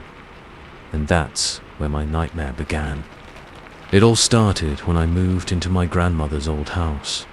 She had passed away a few months earlier, leaving me the creaky Victorian as a sort of legacy. I'd always loved the place as a kid, with its winding staircases and hidden nooks. But as an adult, all I could see were the repairs it needed. I was up in the attic, sorting through boxes of old junk, when I found it. The vintage ham radio, probably from the 1950s, tucked away in a corner. I remembered my grandfather tinkering with it when I was young, though I'd never seen it work. On a whim, I plugged it in and started fiddling with the dials. Static filled the room, and I was about to give up when suddenly a voice cut through the white noise. Heavy traffic on I-95 due to a multi-car pileup. Commuters are advised to seek alternate routes. I frowned. The voice sounded modern, not like the old-timey radio shows I'd expected. An I-95. That highway wasn't even built when this radio was new. Intrigued, I kept listening. Weather reports, news updates, even a few snippets of music. It all sounded current. Had someone converted this old radio to pick up modern frequencies? I was about to turn it off when I heard something that made my blood run cold. In local news, 35-year-old Sarah Mitchell was killed in a hit-and-run accident on Main Street this evening. Witnesses report. Sarah Mitchell. That was my name. And I was 34. I switched off the radio, my hand shaking. It had to be a coincidence. A weird prank, maybe. There must be other Sarah Mitchells in the world. But over the next few days, I found myself drawn back to the attic, to that radio. Each time I turned it on, I heard more. Some of it was mundane, weather reports, traffic updates, but mixed in were personal details. Things that hadn't happened yet, but somehow I knew they would. I heard about a promotion at work days before my boss called me into his office. I heard about my best friend's engagement the week before he proposed. And always, in the background, that news report about Sarah Mitchell's death. I became obsessed with the radio. I'd sit for hours in the attic, scribbling down everything I heard. I started making changes to my life based on the broadcasts. One avoided certain places, changed my plans last minute. I was determined to prove the radio wrong, to change the future it was predicting. And for a while, it seemed to work. The promotion happened just as I'd heard. My friend got engaged, but other things changed. Small things at first, a missed appointment here, an unexpected phone call there. But as time went on, the changes got bigger. I heard about a car accident on a road I usually took to work, so I changed my route. The next day, the radio reported a gas explosion at a cafe on my new route. I changed again, and again. Each time, some new danger popped up. It was like the universe was course-correcting, trying to steer me back to some predetermined path. A path that ended with me dead on Main Street. I stopped going to work, stopped leaving the house altogether. I was safe here, I reasoned. Nothing could happen to me if I just stayed inside. But the radio had other plans. One night, about a week before my 35th birthday, I heard a new report. Local woman, Sarah Mitchell, found dead in her home. Police suspect foul play. I was no longer safe, even in my own house. Panic set in. I boarded up the windows, changed the locks. I stopped answering my phone, stopped responding to emails. My friends tried to check on me, but I turned them away. How could I explain that I was hiding from a future I'd heard on a magic radio? The night before my birthday, I sat in the attic, the radio silent for once. I was exhausted, running on caffeine and fear. My eyes kept darting to the shadows, certain that at any moment, some unseen assailant would leap out and fulfill the radio's prophecy. In my paranoia, I'd forgotten one crucial detail. The original broadcast, the one that started it all, had said I died in a hit and run on Main Street, not in my home. In trying to avoid one fate, had I unwittingly steered myself toward another. The realization hit me like a punch to the gut. I'd been so focused on changing the future, I hadn't stopped to question whether I should. Every change I'd made had only seemed to make things worse. With shaking hands, I turned on the radio one last time. Through the static, I heard my own voice. If you're hearing this, Sarah, listen carefully. You can't change what's coming. The more you try, the worse it gets. The only way out is through. Go to Main Street tomorrow. Meet your fate head-on. It's the only way to break the cycle. I switched off the radio, my mind reeling. Was that really me? Had some future version of myself found a way to send a message back? I spent that night in a daze, turning over my options. Stay here and wait for some unknown assailant, or go out and face a death I'd been running from for weeks. In the end, the choice was clear. I couldn't live like this anymore, jumping at shadows, paralyzed by fear of a future I couldn't control. The next morning, my 35th birthday, I walked out my front door for the first time in days. The sunlight hurt my eyes, the fresh air almost too much for my lungs after so long inside. I made my way to Main Street, my heart pounding with each step. The street was busy, people going about their day, oblivious to my internal turmoil. I stood on the corner, waiting. For what, I wasn't sure. Minutes ticked by. Nothing happened. No screeching tires, no out-of-control vehicles. Just the normal flow of a typical day. I was about to give up, to laugh off my weeks of paranoia as some sort of stress-induced breakdown, when I saw her. A little girl, no more than 6 or 7, chasing a ball into the street. And behind her, a car coming too fast, the driver distracted by something in his lap. Time seemed to slow down. I saw it all play out in my mind, the car striking the girl, the driver panicking and speeding away, me rushing into the street to help and being hit by another car coming around the corner. But that future wasn't set in stone. Not anymore. I ran, faster than I'd ever moved in my life. I scooped up the girl just as the car swerved around us, missing us by inches. The driver sped on, oblivious to how close he'd come to tragedy. The girl's mother rushed over, scooping her into her arms, thanking me through tears. I stood there, shaking, as a small crowd gathered. Someone asked if I was okay, if I needed to sit down. I didn't know how to answer. Was I okay? I'd just changed the future. Saved a life. Saved my own life. As the adrenaline faded, I realized something.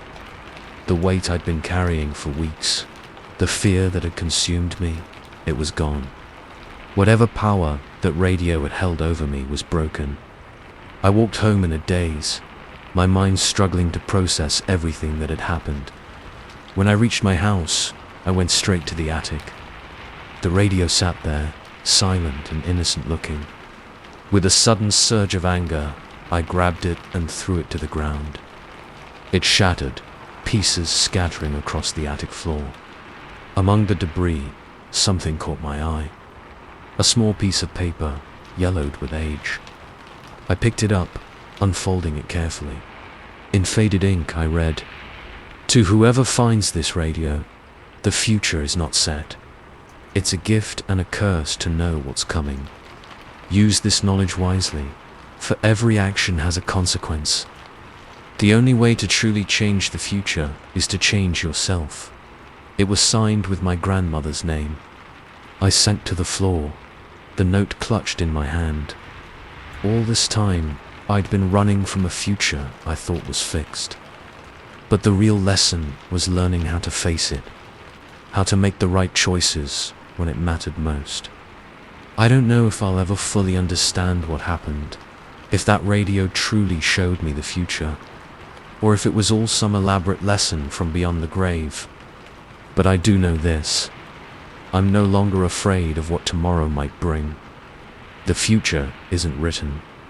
We write it ourselves with every choice we make. And sometimes, the bravest thing we can do is to stop running and face our fate head-on. As for the radio, its pieces are buried deep in the backyard. Some things are better left unknown. After all, life's greatest adventure is not knowing what comes next, having the courage to face it anyway. Story 13. I always thought the scariest thing about working nights at the museum was the possibility of running into a living person. Turns out, it's the not-so-living ones you really need to watch out for. The statues, to be precise. Cold, lifeless marble by day, but when the lights go out, well, that's when the real nightmare begins. My name is Alex, and this is the story of how I learned that some things in this world are better left unstirred and unseen. I'd been working as a night janitor at the Metropolitan Museum of Art for about 6 months when it started. The job wasn't glamorous, but it paid decent and came with the perk of having one of the world's greatest art collections all to myself. For 8 hours a night, or so I thought. At first, it was just little things. A Roman bust that seemed to be facing a different direction in the morning than it had been when I started my shift. A suit of armor whose visor was closed when I could have sworn it was open earlier. I brush it off as tricks of the light, or my imagination running wild in the eerily quiet halls. But then things escalated. I'd find exhibits in disarray, as if someone had been moving through them. Footprints in the dust of rooms I hadn't gotten to yet. And always, that prickling sensation on the back of my neck, like I was being watched. I started taking photos at the beginning and end of my shifts, trying to prove to myself that I wasn't going crazy. And that's when I saw it. In a picture of the Greek and Roman sculpture gallery, a statue of Athena that had definitely been on its pedestal when I took the photo was now standing in the center of the room, its head turned towards the camera. My hands shook as I stared at the image on my phone. This wasn't possible.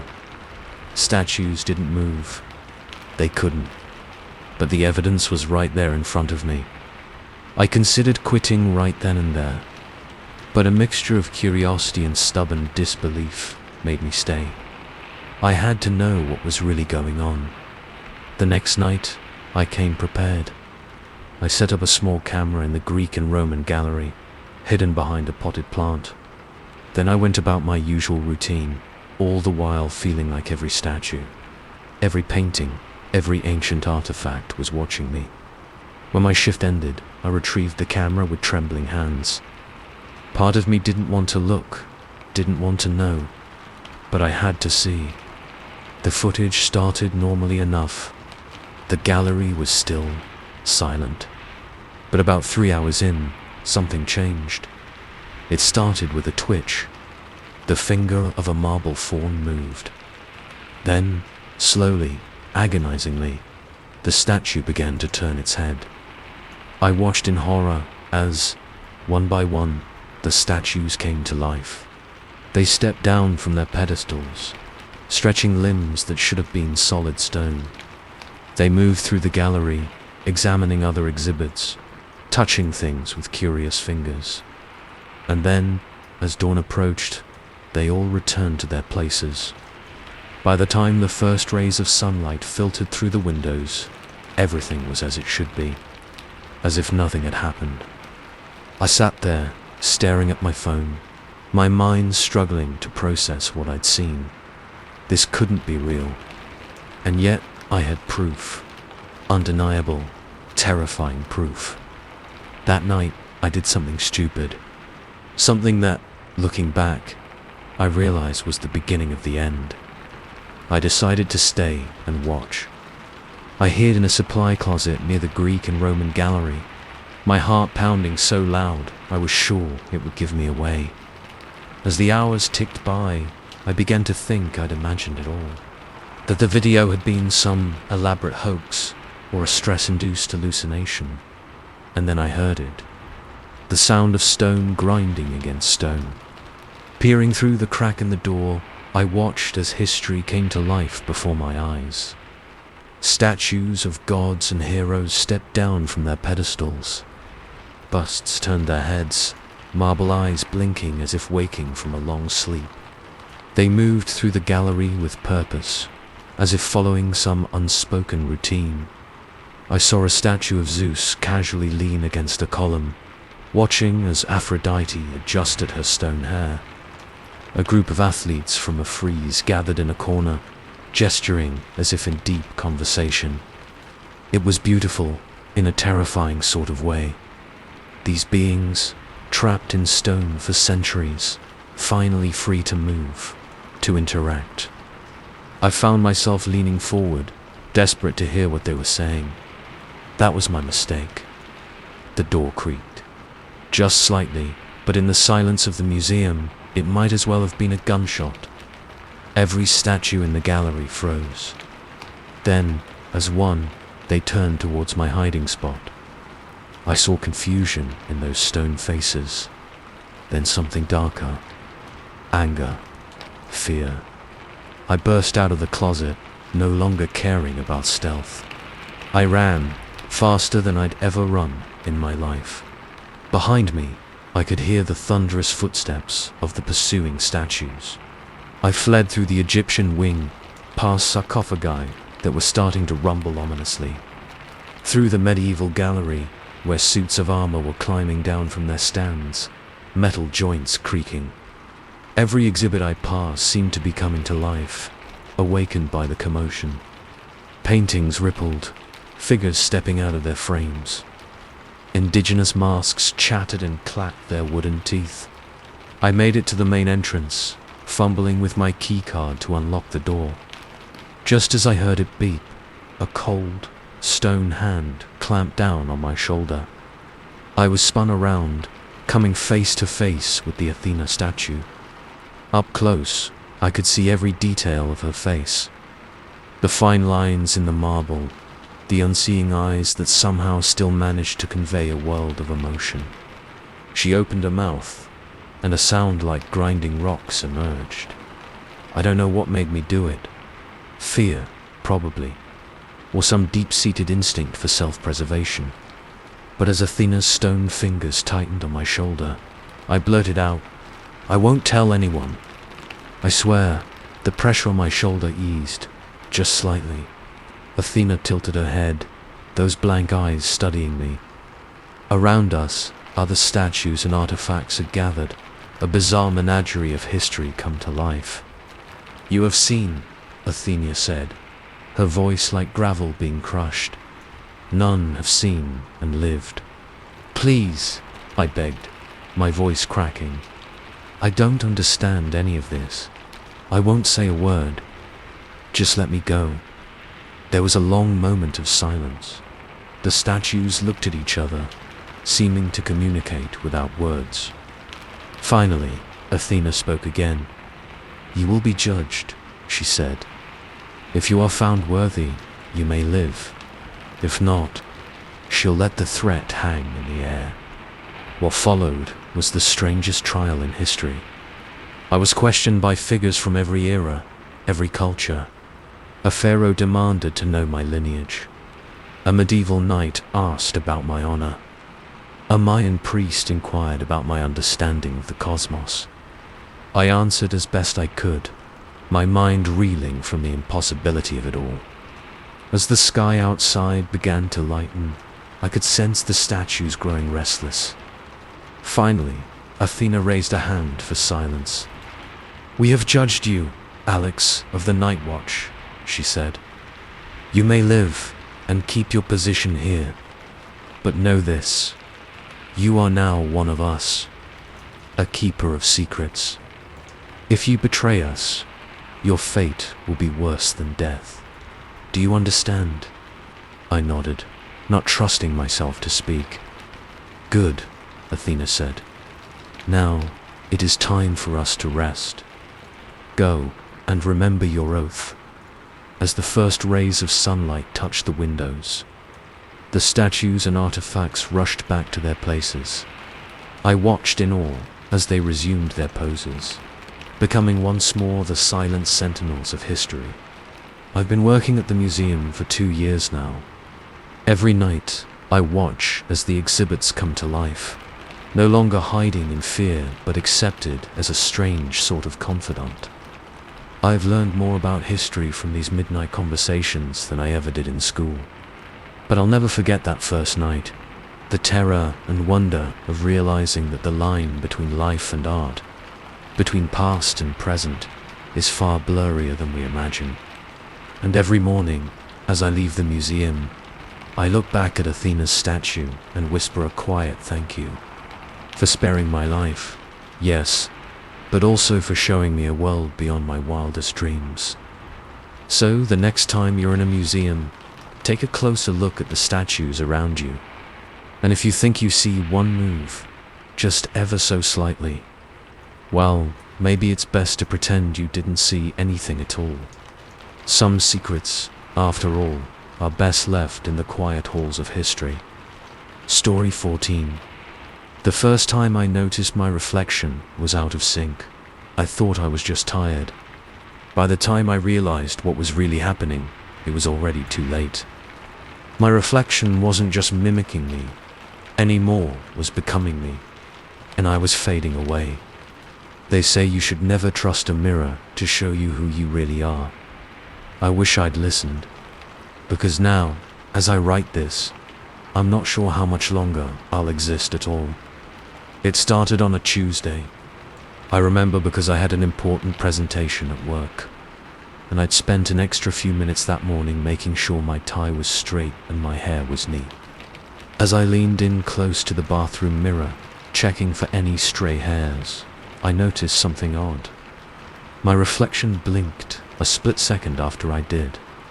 I froze, staring at myself. Had I imagined it, I blinked again, deliberately this time. Sure enough, my reflection's eyes closed just a fraction of a second after mine. I shook my head, laughing at myself. Lack of sleep and pre-presentation jitters were clearly getting to me.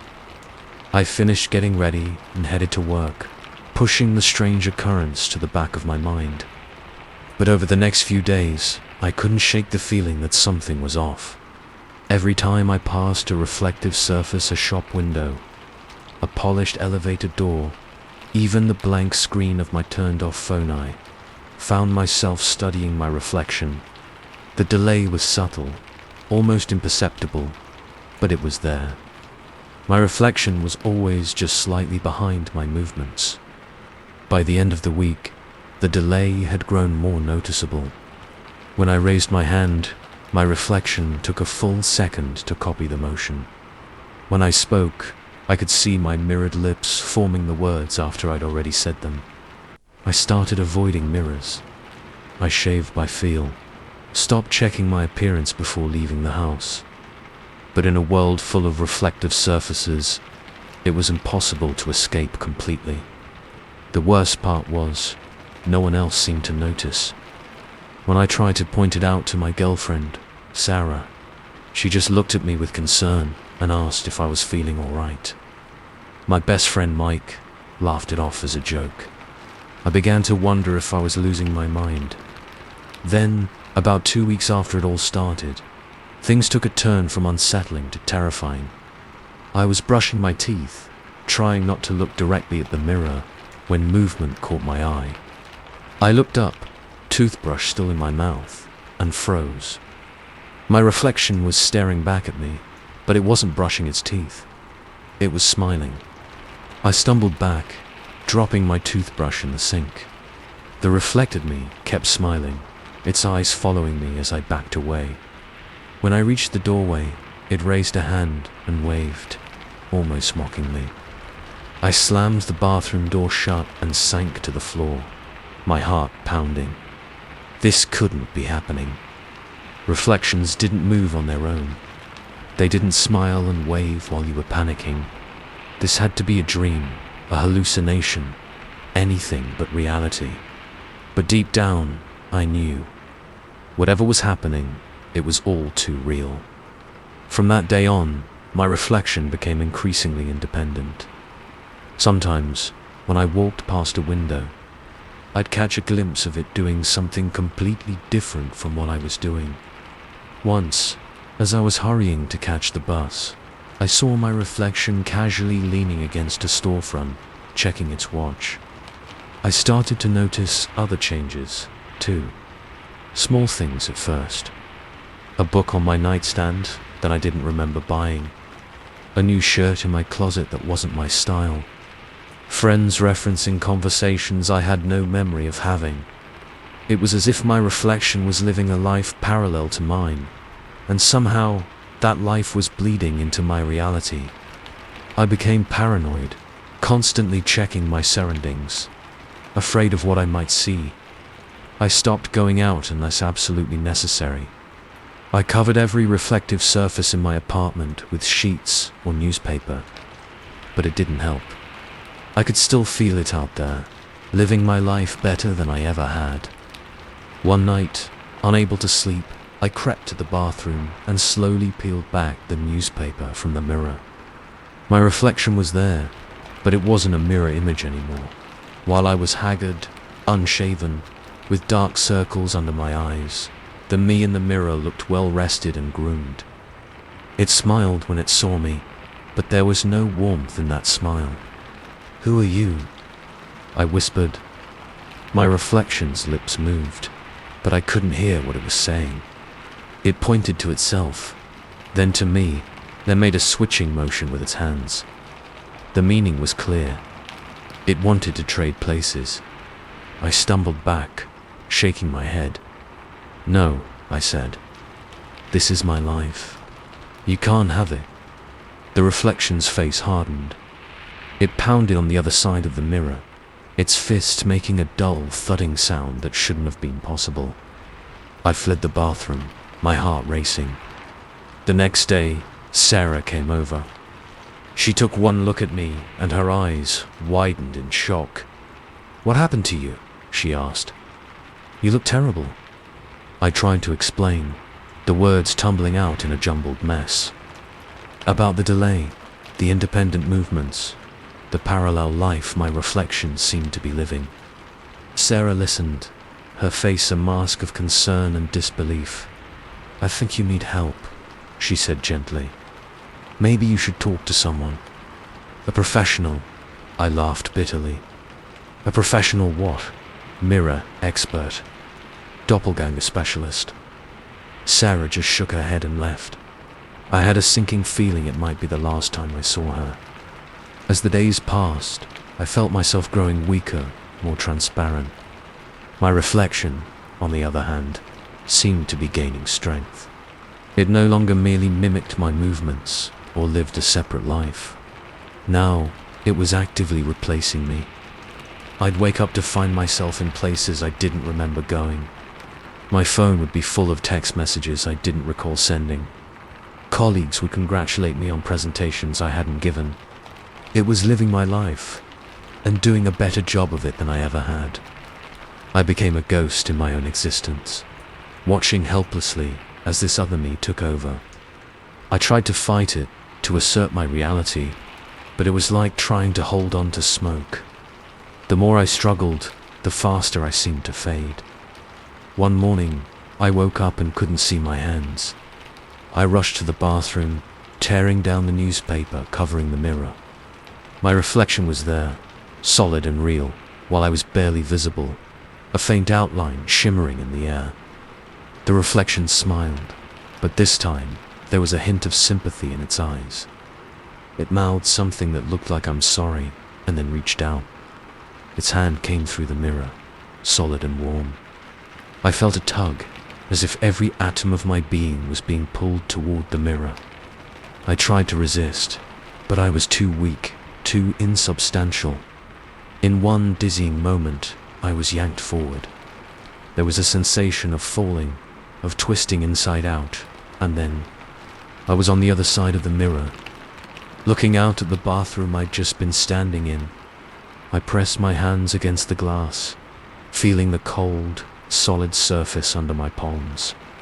On the other side, the other, me, the real me now, I suppose gave a small, sad smile.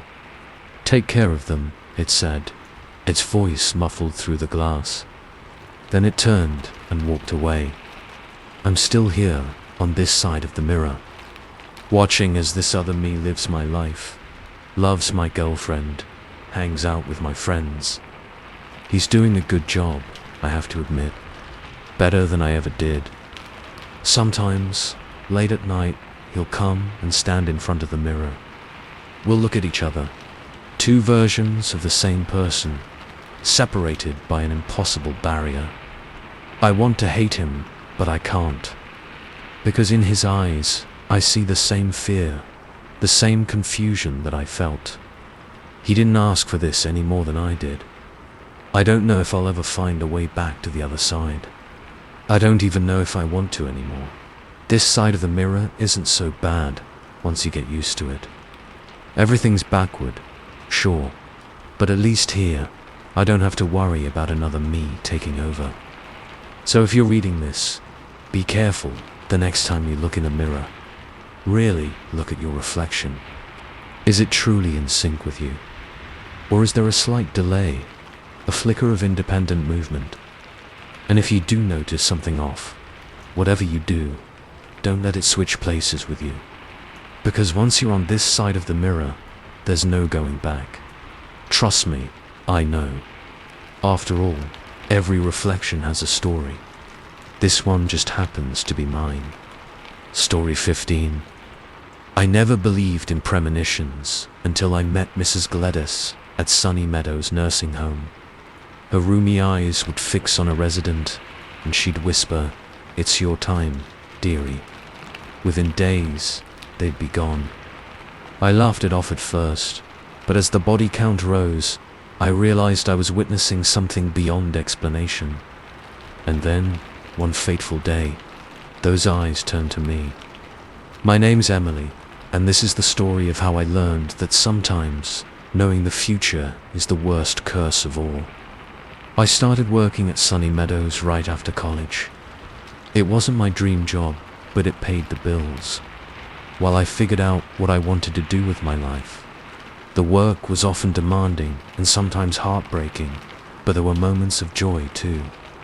I grew fond of many of the residents, each with their own quirks and stories.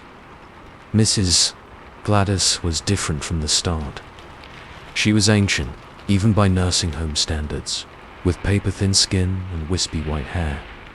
But it was her eyes that caught your attention, pale blue and startlingly alert in her wrinkled face. At first, I thought her predictions were just the ramblings of a senile old woman. She'd point at someone during lunch and mutter, "Not long now, dearie." I'd smile and nod, chalking it up to the morbid humor some elderly folks develop. But then people started dying. It was Mr. Johnson first, a kindly old man who always saved me a piece of hard candy from his stash. The day before he passed, I saw Mrs. Gladys pat his hand and say, It's your time, love. Don't fight it. I shrugged it off as a coincidence. Then came Mrs. Patel, Miss Suzanne, M.R. Goldstein. One by one, residents Mrs. Gladys had predicted passed away. It could have been coincidence. In a nursing home, death is never far away, but the timing was uncanny. I started paying closer attention to Mrs. Gladys. She never seemed upset by the deaths. If anything, she appeared relieved, as if she'd helped them somehow. I tried to rationalize it. Maybe she was just good at recognizing when someone's health was failing. But deep down, I knew there was more to it. Weeks passed, and I found myself dreading Mrs. Gladys's pronouncements. I'd hold my breath whenever she'd scan the room with those unsettling eyes, silently praying she wouldn't focus on anyone.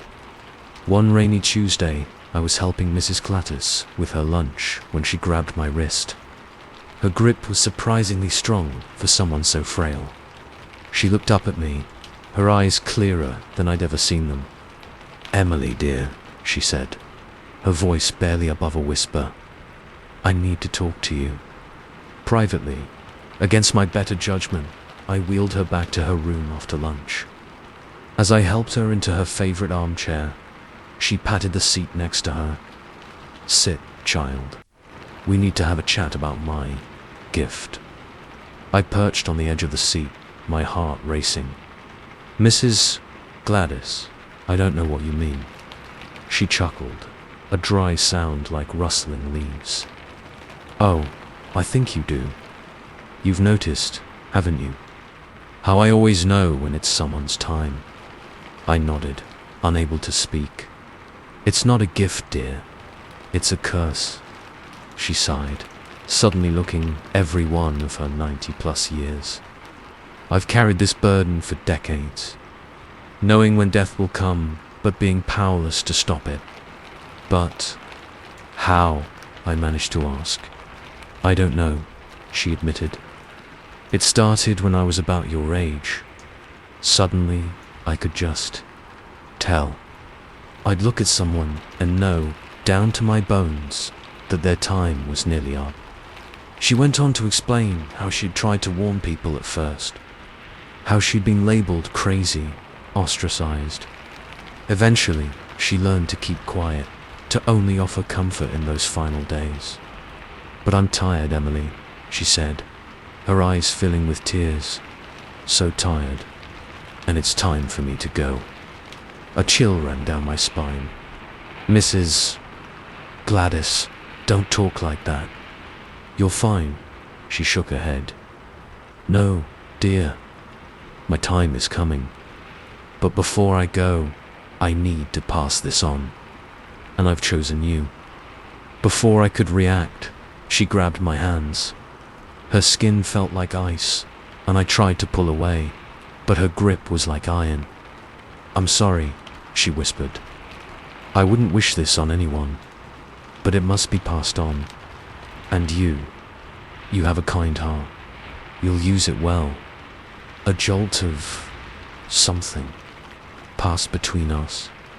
Static electricity, I told myself. But I knew it was more than that. When Mrs. Gladys finally let go, I felt different. Heavier somehow, as if I'd taken on an invisible burden. "What did you do?" I asked, my voice shaking. But Mrs. Gladys didn't answer. Her eyes had closed, and she was slumped in her chair. I called for help, but I already knew. She was gone. The next few days passed in a blur. There was an investigation into Mrs. Gladys's death, but it was ruled natural causes. I told no one about our final conversation. Who would believe me? I tried to convince myself it was all in my head, that the stress of the job and Mrs. Gladys's stories had gotten to me. But deep down, I knew something had changed. It happened for the first time about a week after Mrs. Gladys passed. I was helping Mr. Temperton with his physical therapy when I felt it. A chill that had nothing to do with the room's temperature. I looked at him, and suddenly I knew. He had 3 days left. I must have gone pale because Mr. Templeton asked if I was all right. I mumbled something about feeling dizzy and excused myself. In the bathroom, I splashed cold water on my face, trying to shake off the feeling. But it lingered, a certainty I couldn't ignore. 3 days later, Mr. Templeton passed away in his sleep. After that, it kept happening. I'd look at a resident and just know. Sometimes it was days, sometimes weeks, but I was never wrong. And each time, it felt like a piece of me died along with them. I thought about quitting, about running away from Sunny Meadows and never looking back. But Mrs. Gladys's words echoed in my mind. She'd chosen me because I had a kind heart. I couldn't abandon these people, not when I could offer them comfort in their final days. So I stayed. I learned to smile through the pain, to hold hands and offer reassurance, even as my heart broke. I made sure no one died alone, that they all felt loved in their final moments. But the weight of it was crushing.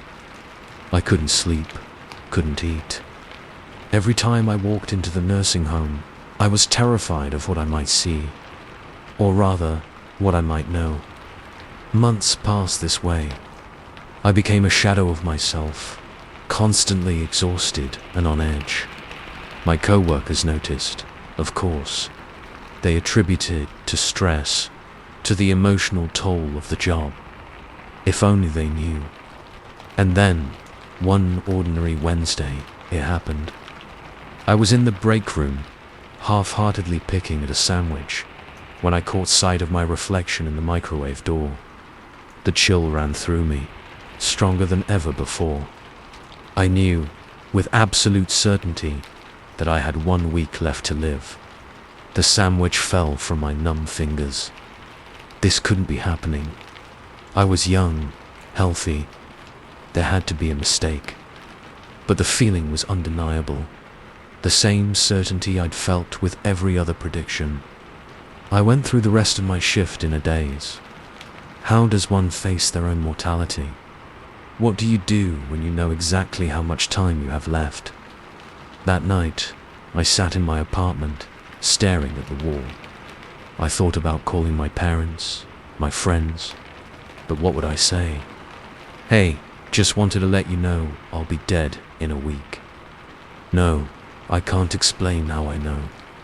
In the end, I decided to keep it to myself. I'd seen how knowing changed people, how it cast a shadow over their final days. I didn't want that for my loved ones. Instead, I wrote letters. To my parents, thanking them for everything. To my friends, telling them how much they meant to me. I updated my will, made sure everything was in order. And then I went back to work. Those final days at Sunny Meadows were surreal. I looked at the residents with new eyes, understanding their fear, their resignation, in a way I never had before. I held hands, shared stories, and tried to bring as much light as I could to their lives, and to my own. On what I knew to be my last day, I said my goodbyes. Not explicitly, of course, but I made sure to have a moment with each resident, each co-worker. I told them how much they meant to me, how working there had changed my life. As I left the nursing home for the final time, I felt a strange sense of peace. I'd done what I could with the time I had. I'd brought comfort to those who needed it most. I spent that last evening in my favorite park, watching the sunset. As the sky turned from gold to deep purple, I reflected on the burden Mrs. Gladys had passed to me. It had been hard, yes, painful beyond words, but it had also taught me the value of every moment, the importance of kindness in the face of the inevitable. As darkness fell, I closed my eyes. I was ready, but morning came and I was still here. Confused, I went to work, half expecting to collapse at any moment.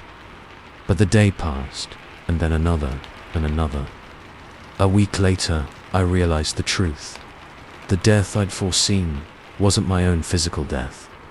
It was the death of the person I'd been before, the naive girl who hadn't understood the weight of mortality. I don't know how long I'll carry this gift, this curse, but I do know this. Every day is precious, every kindness matters, and in the face of the inevitable, the best we can do is love fiercely and live fully. So if you ever meet someone with eyes that seem to see too much, someone who offers comfort when it's needed most, be kind to them. They're carrying a burden you can't imagine and bringing light to the darkest of moments. After all, we're all just walking each other home. Story 16.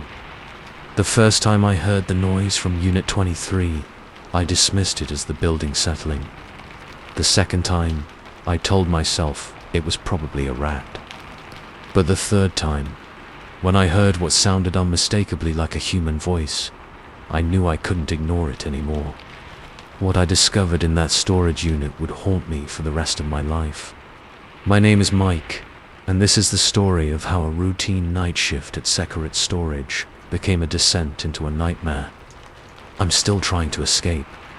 I'd been working at Separate for about 6 months when it all started.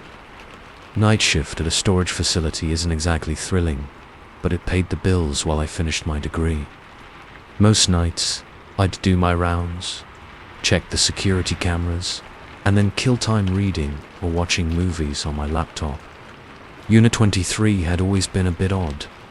It was rented by some old guy who never seemed to actually store anything. He'd come in at odd hours, always alone, and leave after just a few minutes. I'd tried to peek inside once when he left the door open, but all I saw was a single chair facing the back wall. The first time I heard the noise, I was doing my 2 a.m. round. A soft thump, like something heavy falling over. I paused outside Unit 23, listening intently, but heard nothing else. I made a note to check it out in the morning and moved on. A week later, it happened again. This time, it sounded more like scratching. My mind immediately went to rats, and I grimaced at the thought of having to deal with an infestation.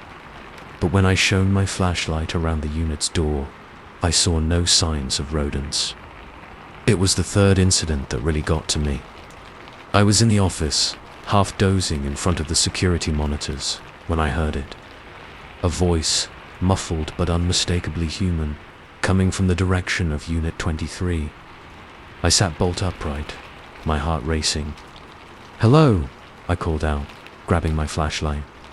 No response. I approached Unit 23 cautiously, my footsteps echoing in the empty hallway. As I got closer, I could hear something. Not words, exactly, but a sort of low, rhythmic humming. I pressed my ear against the cold metal of the door. The humming was clearer now, rising and falling in an eerie melody I didn't recognize. And underneath it, almost too quiet to hear, what sounded like crying. My hand hovered over the lock. I had a master key that could open any unit in an emergency. This felt like an emergency, but something held me back. Fear, maybe, or some deep-seated instinct warning me not to get involved. In the end, I convinced myself I was overreacting. It was late, I was tired, and my imagination was running wild. I made a mental note to talk to my manager about it in the morning, and went back to the office. But I couldn't shake the feeling that something was very, very wrong. The next night, I came to work, determined to get to the bottom of things. I'd spent the day researching, trying to find out more about the man who rented Unit 23. All I'd managed to uncover was a name, Arthur Clemens, and the fact that he'd been renting the unit for over a decade. As soon as my shift started, I headed straight for Unit 23. The hallway was silent. No sign of the strange noises from the night before. I took a deep breath and knocked on the door. "Mr. Clemens," I called out. "This is Mike from Separate. We've had some concerns about your unit. I'm going to need to take a look inside." Silence. I waited a full minute before pulling out my master key. My hand was shaking so badly it took 3 tries to get the key in the lock. The door rolled up with a metallic groan that seemed impossibly loud in the quiet hallway. I flicked on my flashlight, its beam cutting through the darkness of the unit. At first glance, it looked empty except for the chair I'd seen before. It sat in the center of the unit, facing the back wall. As my eyes adjusted to the dim light, I noticed something else. The walls were covered in writing. Thousands upon thousands of words, scrawled in what looked like charcoal. I stepped inside, my flashlight beam dancing across the walls as I tried to make sense of the writing. Most of it was gibberish, random strings of letters and numbers. But here and there, I caught phrases that made my blood run cold. They're watching. Can't escape. The chair knows. I turned my attention to the chair. It was old, the wood dark with age and covered in intricate carvings. As I moved closer, I realized the carvings were more writing, the same mix of gibberish and unsettling phrases I'd seen on the walls. Something about the chair made my skin crawl. I had the strangest feeling that it was watching me, even though that was impossible. It was just a chair, after all. I was about to leave, to call the police, or my manager, or anyone who could help make sense of this, when I heard it. The humming. It seemed to be coming from the chair itself, a low vibration I could feel in my bones. Against every instinct screaming at me to run, I reached out and touched the chair. The world exploded into chaos. Images flashed through my mind faster than I could process them. I saw stars dying and galaxies being born. I saw civilizations rise and fall in the blink of an eye. And through it all, I felt a presence. Ancient, vast, and utterly alien. I don't know how long I stood there, my hand frozen to the chair. It could have been seconds or centuries. When I finally managed to tear myself away, I stumbled out of the unit and slammed the door shut, gasping for air. My mind reeled, trying to make sense of what I'd seen, what I'd felt. It was impossible, insane, and yet I knew with absolute certainty that it was real. The chair in Unit 23 wasn't just a chair. It was a window too. Something else. Something beyond human comprehension. I spent the rest of my shift in a daze, jumping at every sound. When morning came, I considered telling my manager what had happened, but the words stuck in my throat. How could I explain something I didn't understand myself? Instead, I went home and tried to sleep. But every time I closed my eyes, I saw those visions again, felt that alien presence watching me. I called in sick the next night, and the night after that. On the 3rd day, my manager called, concerned. I made up a story about a stomach bug and promised to be back soon, but I knew I couldn't go back. Not to that place, not to that chair. I quit my job, moved to a new apartment, tried to put it all behind me, but I couldn't escape the feeling that something had changed, that I had changed. I started seeing things out of the corner of my eye, shadows that moved when they shouldn't, strange symbols appearing and disappearing on walls and windows, and always, that sense of being watched. I tried to research the chair, to find out if anyone else had experienced something similar. I found nothing concrete, but there were whispers. Urban legends about cursed objects, about people who'd gone missing after encountering strange artifacts. Weeks turned into months. I couldn't hold down a job, couldn't maintain relationships. How could I, when I was constantly looking over my shoulder, waiting for something to happen? And then, one night, there was a knock at my door. I opened it to find Mr. Klenn standing there. He looked older than I remembered, his face gaunt and his eyes sunken. "You saw, didn't you?" he asked without preamble. You touched the chair. I nodded, unable to speak. He sighed, a sound of infinite weariness. I'm sorry. I tried to keep it contained, but it always finds a way out. Always finds someone new. What is it? I managed to ask. A gateway, he said. A window to elsewhere.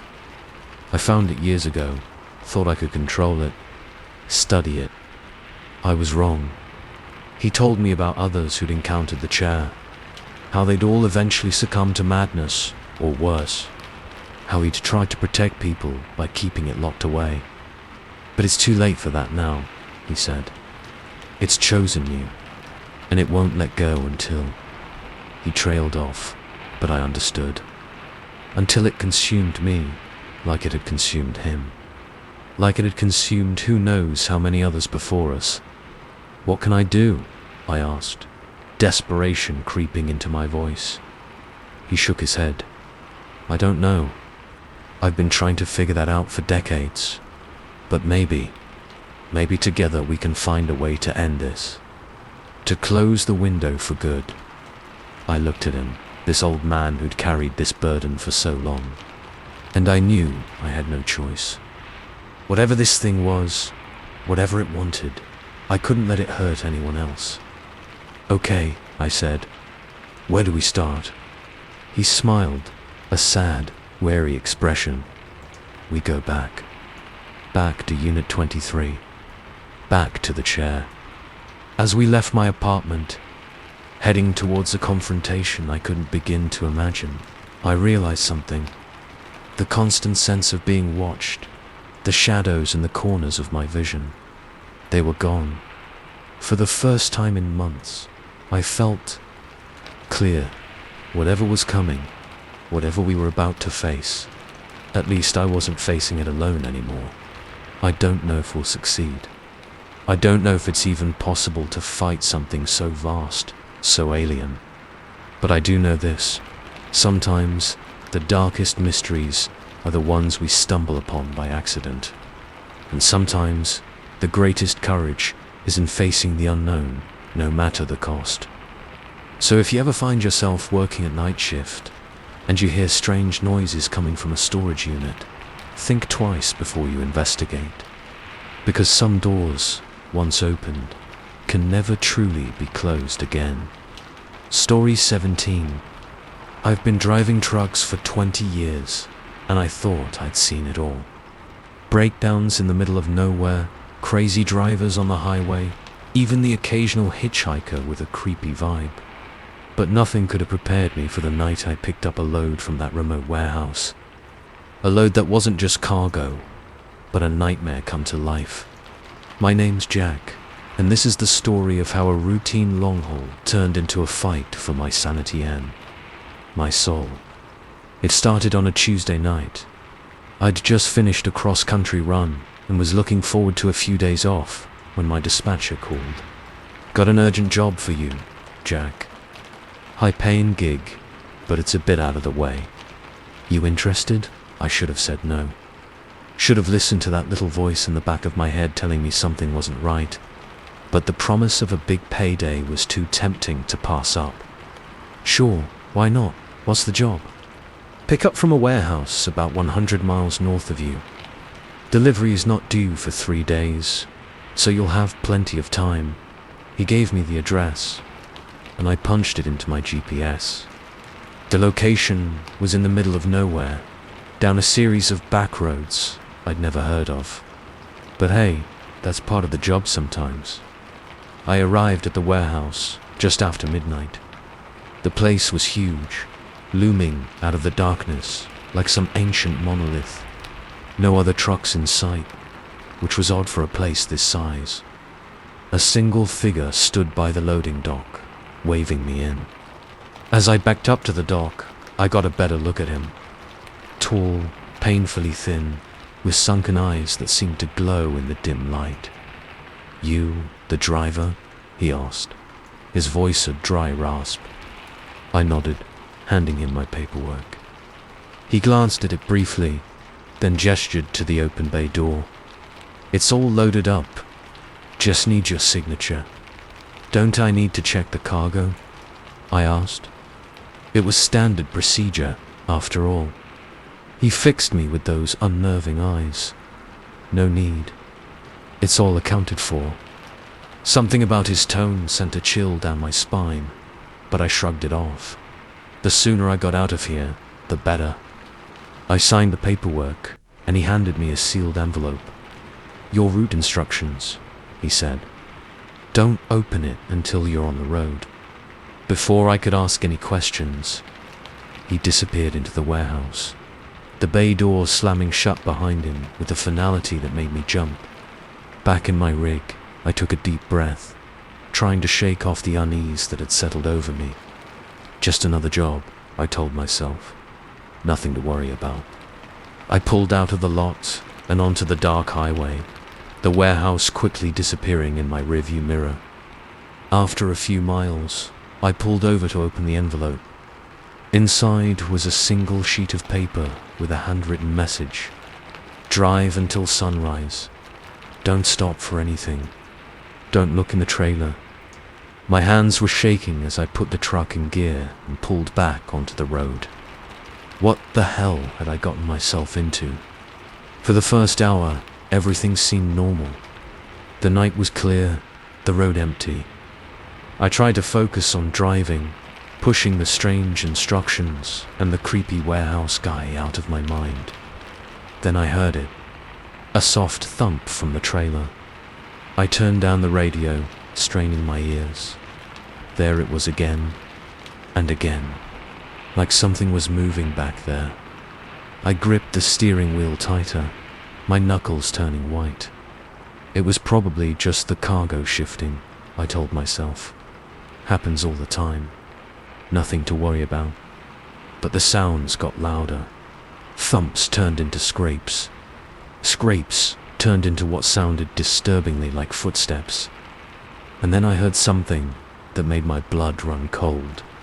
A voice, muffled but unmistakably human, coming from the trailer. Let me out. I nearly swerved off the road in shock. This couldn't be happening. There couldn't be someone back there. I'd watched them seal the trailer myself. The voice came again, louder this time. Please, help me.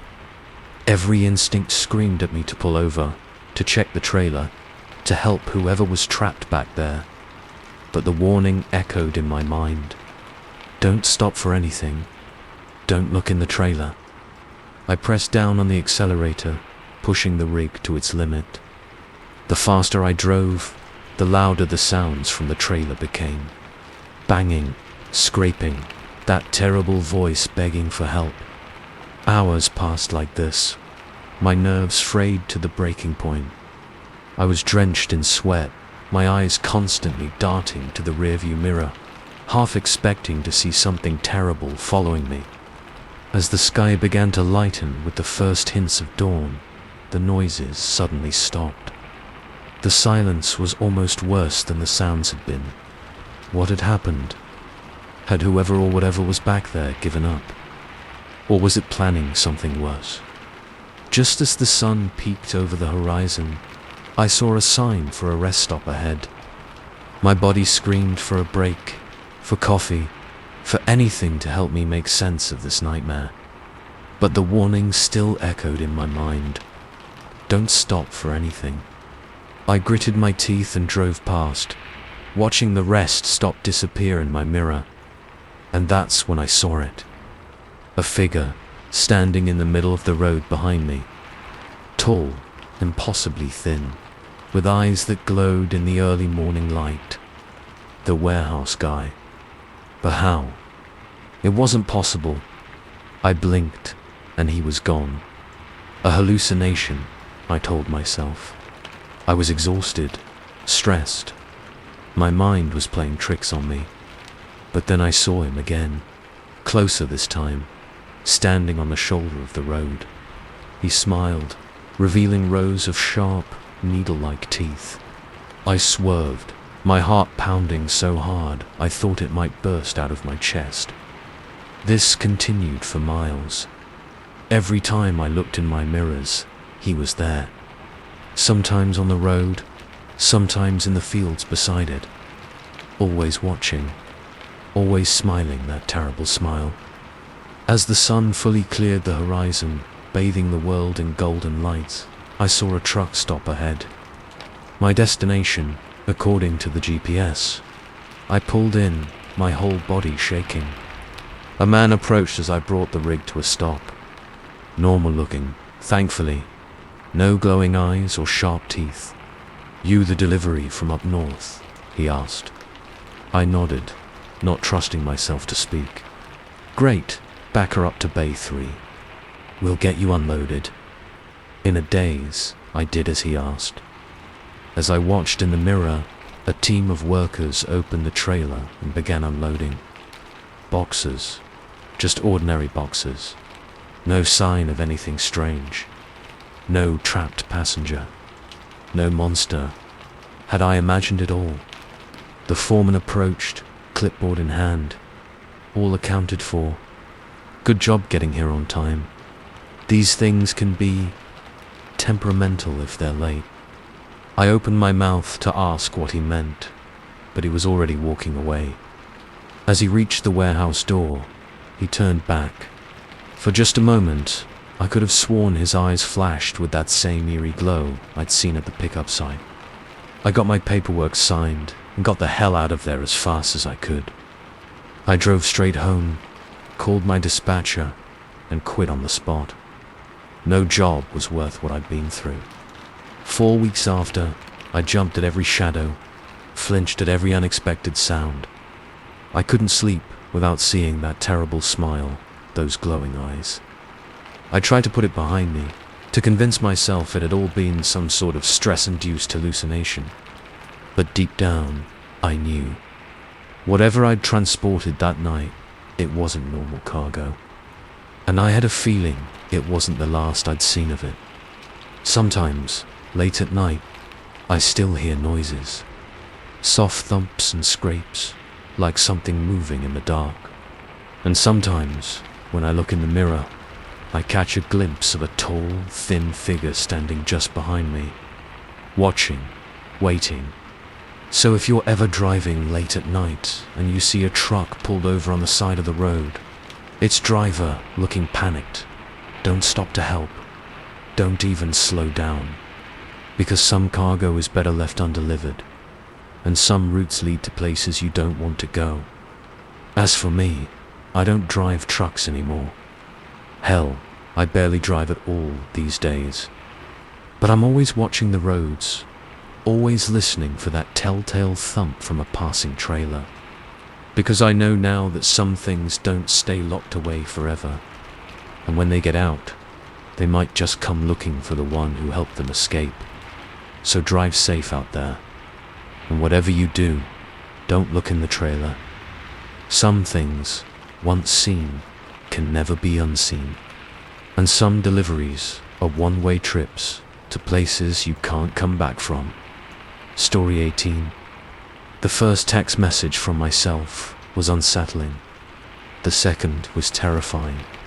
By the third, I realized I wasn't just losing my mind, something far more sinister was at play. How do you escape when the threat is coming from inside your own head? My name is Alex, and this is the story of how my smartphone became a portal to my own personal hell. It started on a Tuesday afternoon. I was in a meeting at work, half listening to my boss drone on about quarterly projections, when my phone buzzed. Grateful for the distraction, I glanced down at the screen. My blood ran cold. The message was from my own number. That alone was weird enough, but it was the content that really got me. Don't trust Sarah. She's not who you think she is. Sarah was my girlfriend of 2 years. We'd just moved in together last month. What the hell was this supposed to mean? I must have made a noise because my boss stopped mid-sentence and everyone turned to look at me. I mumbled an apology and excused myself, practically running to the bathroom. Once alone, I stared at my phone, trying to make sense of what I was seeing. It had to be a glitch, right? Some weird tech hiccup that made it look like I'd texted myself. But how would it know about Sarah? I tried calling the number, my number, but it just went to my own voicemail. I deleted the message, took a deep breath, and went back to the meeting, determined to forget about it. But I couldn't. Throughout the rest of the day, I found myself checking my phone obsessively, half expecting to see another message. By the time I got home, I was a bundle of nerves. Sarah was already there, cooking dinner. She smiled when I walked in, and for a split second, I saw something off in her expression. Or did I imagine it? "Everything okay?" she asked, noticing my discomfort. I forced a smile. Yeah, just a long day at work. That night, I lay awake long after Sarah had fallen asleep, my mind racing. It was just a prank, I told myself. Someone had probably spoofed my number as a joke, but I couldn't shake the feeling that something wasn't right. The next morning, I woke up to another message. Check her phone while she's in the shower. Second drawer of her desk. Hurry. My heart was pounding as I read it. This was crazy. I wasn't going to invade Sarah's privacy based on some anonymous text. But what if there was something to it? I heard the shower start up. Before I could talk myself out of it, I was at Sarah's desk, pulling open the second drawer. There, under a stack of papers, was a phone I'd never seen before. With shaking hands, I turned it on. No password. The background was a picture of Sarah with a man I didn't recognize. They looked intimate. I felt like I was going to be sick. I put the phone back exactly as I'd found it and went to the kitchen, trying to act normal when Sarah came out. "I've got to run," I said, barely able to look at her. "Forgot I had an early meeting." She frowned. On Saturday, I was already halfway out the door. Yeah, big project. Talk later. I spent the day driving around aimlessly, my mind a whirlwind of confusion and betrayal. How long had this been going on? Who was that man? And most importantly, how the hell did the mystery texter know? When I finally worked up the courage to go home, Sarah was waiting for me, worry etched on her face. "Alex, what's going on? You've been acting strange since yesterday." I wanted to confront her, to demand answers, but the words stuck in my throat. What if I was wrong? What if there was an innocent explanation for the phone? "I'm just stressed about work," I lied. "Think I'm coming down with something too. I'm going to bed early." That night, I got the third message. "She's planning to leave you. Act now or lose everything." I stared at the words until they blurred, my mind reeling. This couldn't be happening. It felt like my whole world was unraveling, and the only one I could trust was this mysterious version of myself sending warnings from God knows where. The next week was a blur. I went through the motions at work, barely speaking to Sarah at home. I knew I was acting paranoid, checking her whereabouts, scrutinizing her every move. But I couldn't help it. The messages kept coming, each one more urgent than the last. "She's meeting him tonight. Corner of 5th and Main, 8 p.m. She's emptied your joint account. Check your balance. She's booked a flight for tomorrow. One-way stopper." I didn't want to believe it, but everything checked out. The account was empty. I drove by 5th and Main and saw her car parked there. It was all true. I confronted Sarah that night. The argument was ugly. She denied everything at first, then broke down and admitted to the affair. But she swore she hadn't taken any money, hadn't booked any flights. She begged me to believe her, said she wanted to work things out. I didn't know what to think anymore. Part of me wanted to forgive her, to try and salvage what we had. But the messages kept coming, warning me not to trust her. In desperation, I showed Sarah the messages. Her eyes widened in shock, then narrowed in suspicion. "Alex," she said slowly, "I think you need help." These messages, they're not real. Look, she took my phone and pulled up the text history. There was nothing there. No messages from my own number. No warnings. Nothing. I felt like I was losing my mind. I knew I'd seen them. They couldn't just disappear. Unless they'd never been there at all. The realization hit me like a truck. Had I imagined it all? Created this elaborate scenario in my head? But the affair was real. The phone in the drawer was real. How could I have known? Sarah convinced me to see a therapist. The diagnosis came back. Paranoid delusions, possibly triggered by stress. They put me on medication, and for a while, things seemed to get better. The messages stopped.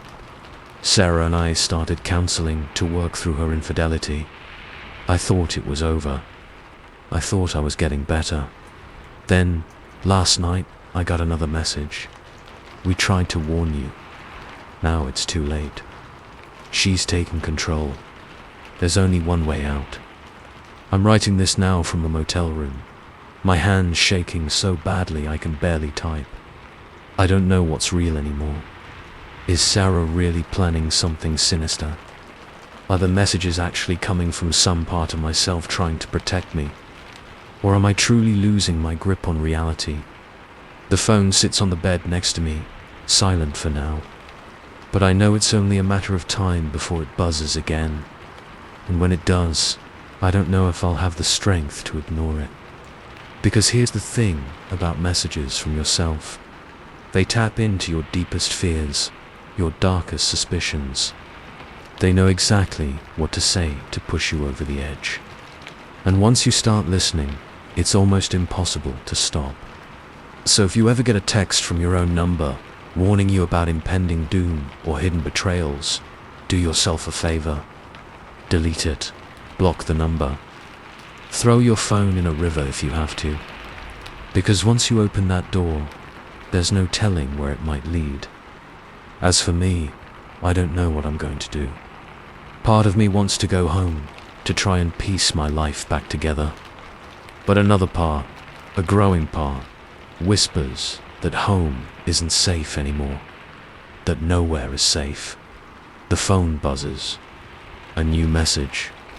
My hands shake as I reach for it, knowing that whatever it says will determine my next move.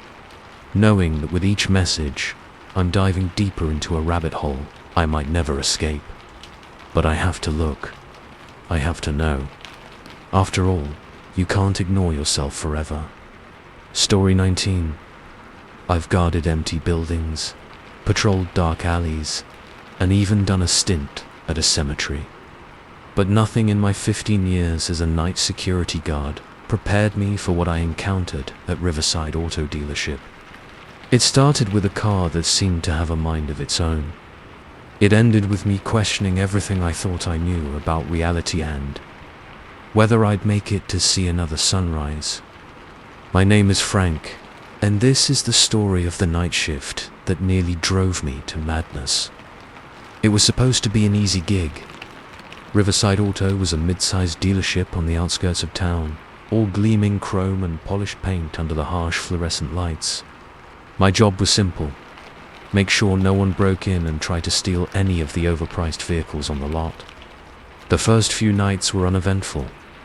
I'd do my rounds, check the cameras, and spend the rest of the time reading or watching movies on my tablet. The quiet was almost eerie after years of working in busier areas, but I told myself it was a welcome change. It was on the fourth night that things started to get weird. I was doing my 2 a.m. round, flashlight beams sweeping across the rows of cars in the showroom. As I passed a sleek red sports car, some European model that cost more than I'd make in a decade, I could have sworn I heard an engine rev. I froze, listening intently. Nothing but the hum of the air conditioning and the faint buzz of the overhead lights. I must have imagined it, I told myself. These fancy cars probably had all sorts of electronic systems that made noises even when they were off. But as I turned to continue my round, I saw something that made my blood run cold. The car's mileage display, which had been at 0 like all new cars, now read 1. I blinked hard. Sure, I must be seeing things. When I looked again, the display was back to 0. I let out a shaky laugh, chiding myself for letting my imagination run wild. Clearly, I needed more coffee. The rest of the night passed without incident, and by the time my replacement arrived in the morning, I'd almost convinced myself I'd dreamed the whole thing. Almost the next night, I found myself paying extra attention to that red sports car. Everything seemed normal at first, but around midnight, as I was watching the security feeds in the office, I saw movement on one of the showroom cameras. The red car's headlights had come on. I scrambled to rewind the footage, heart pounding. There was no one in the showroom. No one had approached the car. The lights had simply turned on by themselves. I rushed to the showroom, half expecting to find an intruder I'd somehow missed. But the room was empty, the car sitting innocently in its spot, headlights dark. I approached cautiously, every horror movie I'd ever seen flashing through my mind. As I got closer, I noticed something odd. There were marks on the polished floor in front of the car. Marks that looked disturbingly like tire tracks. My hand shook as I reached out to touch the car's hood. It was warm. I spent the rest of that shift jumping at every sound, my eyes constantly darting to the showroom camera feed. But nothing else happened. By morning, I was a jittery mess, unsure if I was losing my mind or if something truly unexplainable was going on. I thought about reporting what I'd seen to my supervisor. But what would I say? That I thought a car was moving around on its own at night. They'd think I was crazy. Or worse, that I was trying to cover up my own joyriding in the merchandise. So I kept quiet. And I came back for my next shift, telling myself that I'd imagine it all, that the stress of the job and the late hours were getting to me. I was wrong. So very wrong. It started normally enough. I did my rounds, checked the cameras, tried to ignore the prickling sensation on the back of my neck every time I passed the red sports car. Around 1 a.m., I heard it. The unmistakable sound of an engine starting up, echoing through the empty showroom. I raced out of the office, my heart in my throat. The red car's engine was purring softly, its headlights illuminating the darkened room. As I watched, frozen in disbelief, the car began to move. Slowly, almost gracefully, it rolled forward, turning as if guided by an invisible driver. I should have run, should have called for backup, or the police, or an exorcist. But I was transfixed, unable to look away as the car completed a perfect circle around the showroom. Then it stopped, directly in front of me. The engine cut out, the headlights dimmed, and for a moment, everything was silent. That's when I saw it. Words, appearing as if by magic on the car's fogged-up window. Your turn, I ran. Out of the showroom, through the back office, not stopping until I was in the parking lot, gasping for air. I fumbled for my phone, ready to call. Someone. Anyone who could help make sense of what I'd just seen. But as I unlocked the screen, I saw something that made my blood run cold. My own car, parked where I'd left it at the start of my shift, was no longer empty. There was a figure sitting in the driver's seat. I approached cautiously, my phone ready to dial 911 at a moment's notice. As I got closer, I realized the figure wasn't moving. It sat perfectly still, hands on the wheel, face forward. It wasn't until I was right next to the car that I realized what I was looking at. The figure wasn't a person at all. It was made entirely of shadow, a three-dimensional silhouette that seemed to absorb the light around it. I stumbled back, a scream caught in my throat. The shadow figure's head turned, slowly, impossibly, until it was facing me. Where its eyes should have been, there were only swirling vortexes of deeper darkness. It raised a hand and beckoned to me. I don't remember much of what happened next. I have flashes running back into the dealership, the sound of engines roaring to life all around me, cars moving of their own accord, their headlights like searching eyes in the darkness. I remember hiding in a supply closet, hearing the screech of tires just outside the door, the smell of exhaust and something else, something old and musty and wrong. When I finally worked up the courage to emerge, hours later, everything was back to normal. The cars were in their places, silent and still. There were no tire marks on the floor, no sign of the chaos I'd witnessed. But my own car was gone. The police found it 3 days later, abandoned on the side of a highway 2 states over. The interior was immaculate, the tank full. There was no sign of who had taken it or how it had gotten there.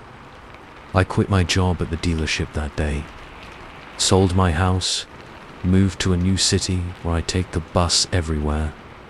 I tell people it's for environmental reasons, but the truth is, I can't bring myself to get behind the wheel of a car again.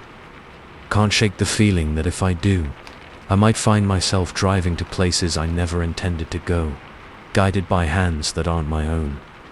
Sometimes, late at night, I still hear the sound of engines in the distance. And sometimes, when I pass parked cars on the street, I catch a glimpse of something in the driver's seat. A shadow, waiting patiently for its turn to drive. So, if you're ever out late and you see a car moving with no one behind the wheel, don't stop to investigate. Don't even slow down. Because some vehicles have destinations of their own, and you don't want to find out where they're going. As for me, I'm still trying to outrun the memory of that night. Still trying to convince myself that what I saw wasn't real. But deep down, I know the truth. The roads are alive, and they're hungry for drivers. So the next time you get into your car, take a good look in the rearview mirror. And if you see a shadow where your reflection should be, whatever you do, don't turn the key. Because some rides don't end where you expect them to. And some passengers never leave. Story 20. I've always been drawn to abandoned places, seeking the thrill of exploring forgotten corners of the world. But when I found that old disposable camera in the woods, I should have left it where it lay. Because sometimes the past doesn't want to be rediscovered. Sometimes it wants to rewrite the future. My name is Liam, and this is the story of how a simple hike turned into a race against time and against fate itself. It was supposed to be a solo camping trip, a chance to clear my head after a messy breakup. I'd chosen a remote trail in the Adirondacks, miles from the nearest town. The solitude was exactly what I needed. I'd been hiking for about 4 hours when I stumbled across the old campsite. It was barely recognizable as such. There's a small clearing with the remnants of a long cold fire pit. But as I was about to move on, something caught my eye.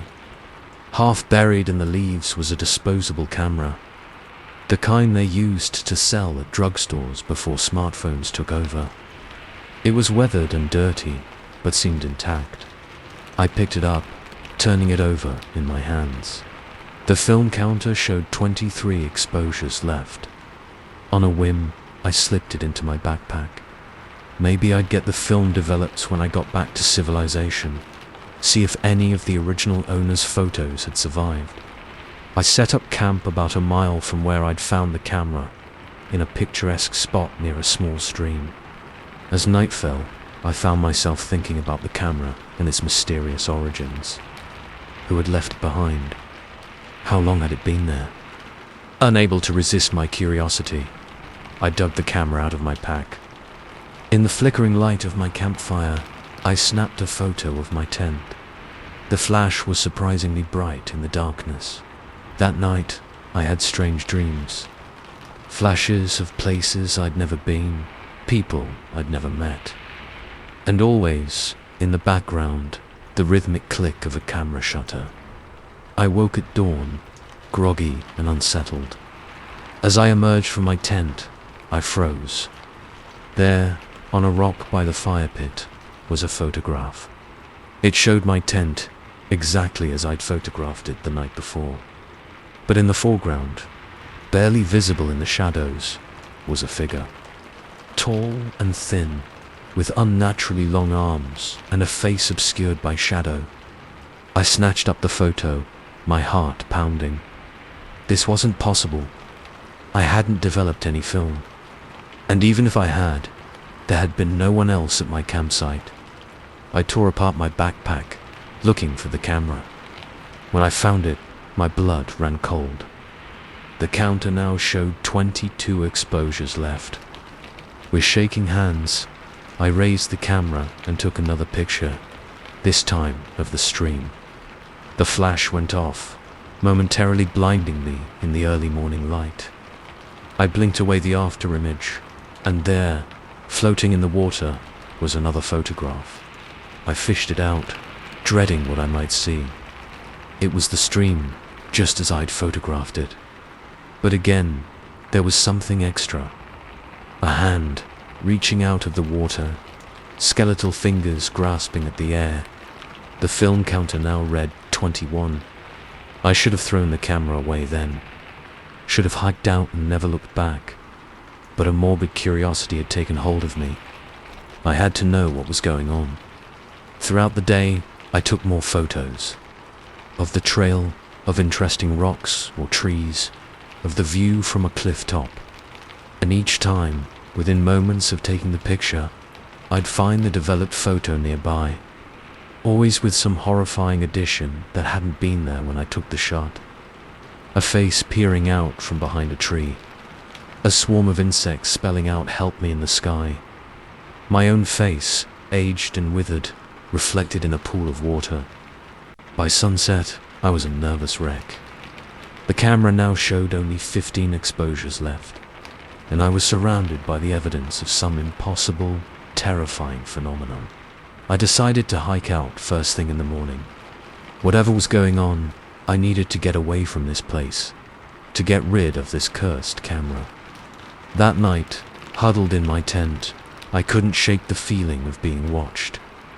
Every rustle of leaves, every snapping twig, sent my heart racing. I clutched the camera, both terrified of it and oddly reluctant to let it out of my sight. Just before dawn, I was jolted awake by a sound. Click. The unmistakable sound of the camera's shutter. I scrambled out of my sleeping bag, fumbling for my flashlight. In its beam, I saw the camera lying where I'd left it. But now, a photo was sliding out of it, developing before my eyes. With trembling hands, I picked it up. It showed me, asleep in my tent. And standing over me, its face inches from mine, was the tall, thin figure from the first photo. I burst out of the tent, gasping for air, my eyes darting around the campsite. But I was alone. The forest was silent, holding its breath. The film counter now read 13. I broke camp in record time, shoving everything haphazardly into my backpack. I had to get out of here. Had to get back to civilization, where things made sense. As I hiked, I couldn't resist taking more photos. Each one revealed some new horror. Paths that led to sheer drops that hadn't been there before. Familiar landmarks twisted into impossible shapes. Dark figures always lurking just out of clear sight. By midday, I was hopelessly lost. The trail had disappeared, the terrain becoming increasingly unfamiliar and hostile. And still, I kept taking photos, desperate for some clue, some way out of this nightmare. 7 exposures left. I climbed a tall hill, hoping to get my bearings. At the top, I gasped. The forest stretched out in every direction, farther than should have been possible. There were no roads, no signs of civilization, just endless trees, their canopy occasionally broken by strange, angular structures that looked like no architecture I'd ever seen. 5 exposures left. The sun was setting, but it was wrong. Too large, too red. The sky was a sickly green, crisscrossed with black veins like cracks in glass. 3 exposures left. I was running now, crashing through underbrush, no longer caring about the direction. I just had to get away from what I no longer knew. 2 exposures left. I burst into a clearing and stopped short. In the center was a figure, its back to me. Tall, impossibly thin, with arms that nearly touched the ground. Slowly, it began to turn. 1 exposure left. With a cry of desperation, I raised the camera and took the final photo. The flash lit up the clearing, and for a split second, I saw the figure's face. Or rather, the lack of one. Where features should have been, there was only a swirling void, a black hole that seemed to pull at my very soul. I blinked away the afterimage, and the figure was gone. In its place, fluttering to the ground, was a photograph. With shaking hands, I picked it up. It showed the clearing, empty save for a familiar backpack and a disposable camera lying on the ground. My backpack, the cursed camera. I looked down at myself and screamed. My body was translucent, fading away like mist in the morning sun. As the world grew dark around me, I had one last, terrible thought. I wasn't the first to find this camera, and I wouldn't be the last. The last thing I saw before everything went black was a hiker entering the clearing, his eyes lighting up as he spotted the camera on the ground. I wanted to warn him, to tell him to run, to leave it where it lay. But I had no voice, no body. I could only watch as he picked up the camera, turning it over in his hands with a curious smile. The film counter reset to 24, and somewhere in the forest, a shutter clicked. So, if you're ever hiking in the woods and you come across an old disposable camera, leave it where you found it. Don't let curiosity get the better of you, because some things are better left undeveloped, some stories better left untold.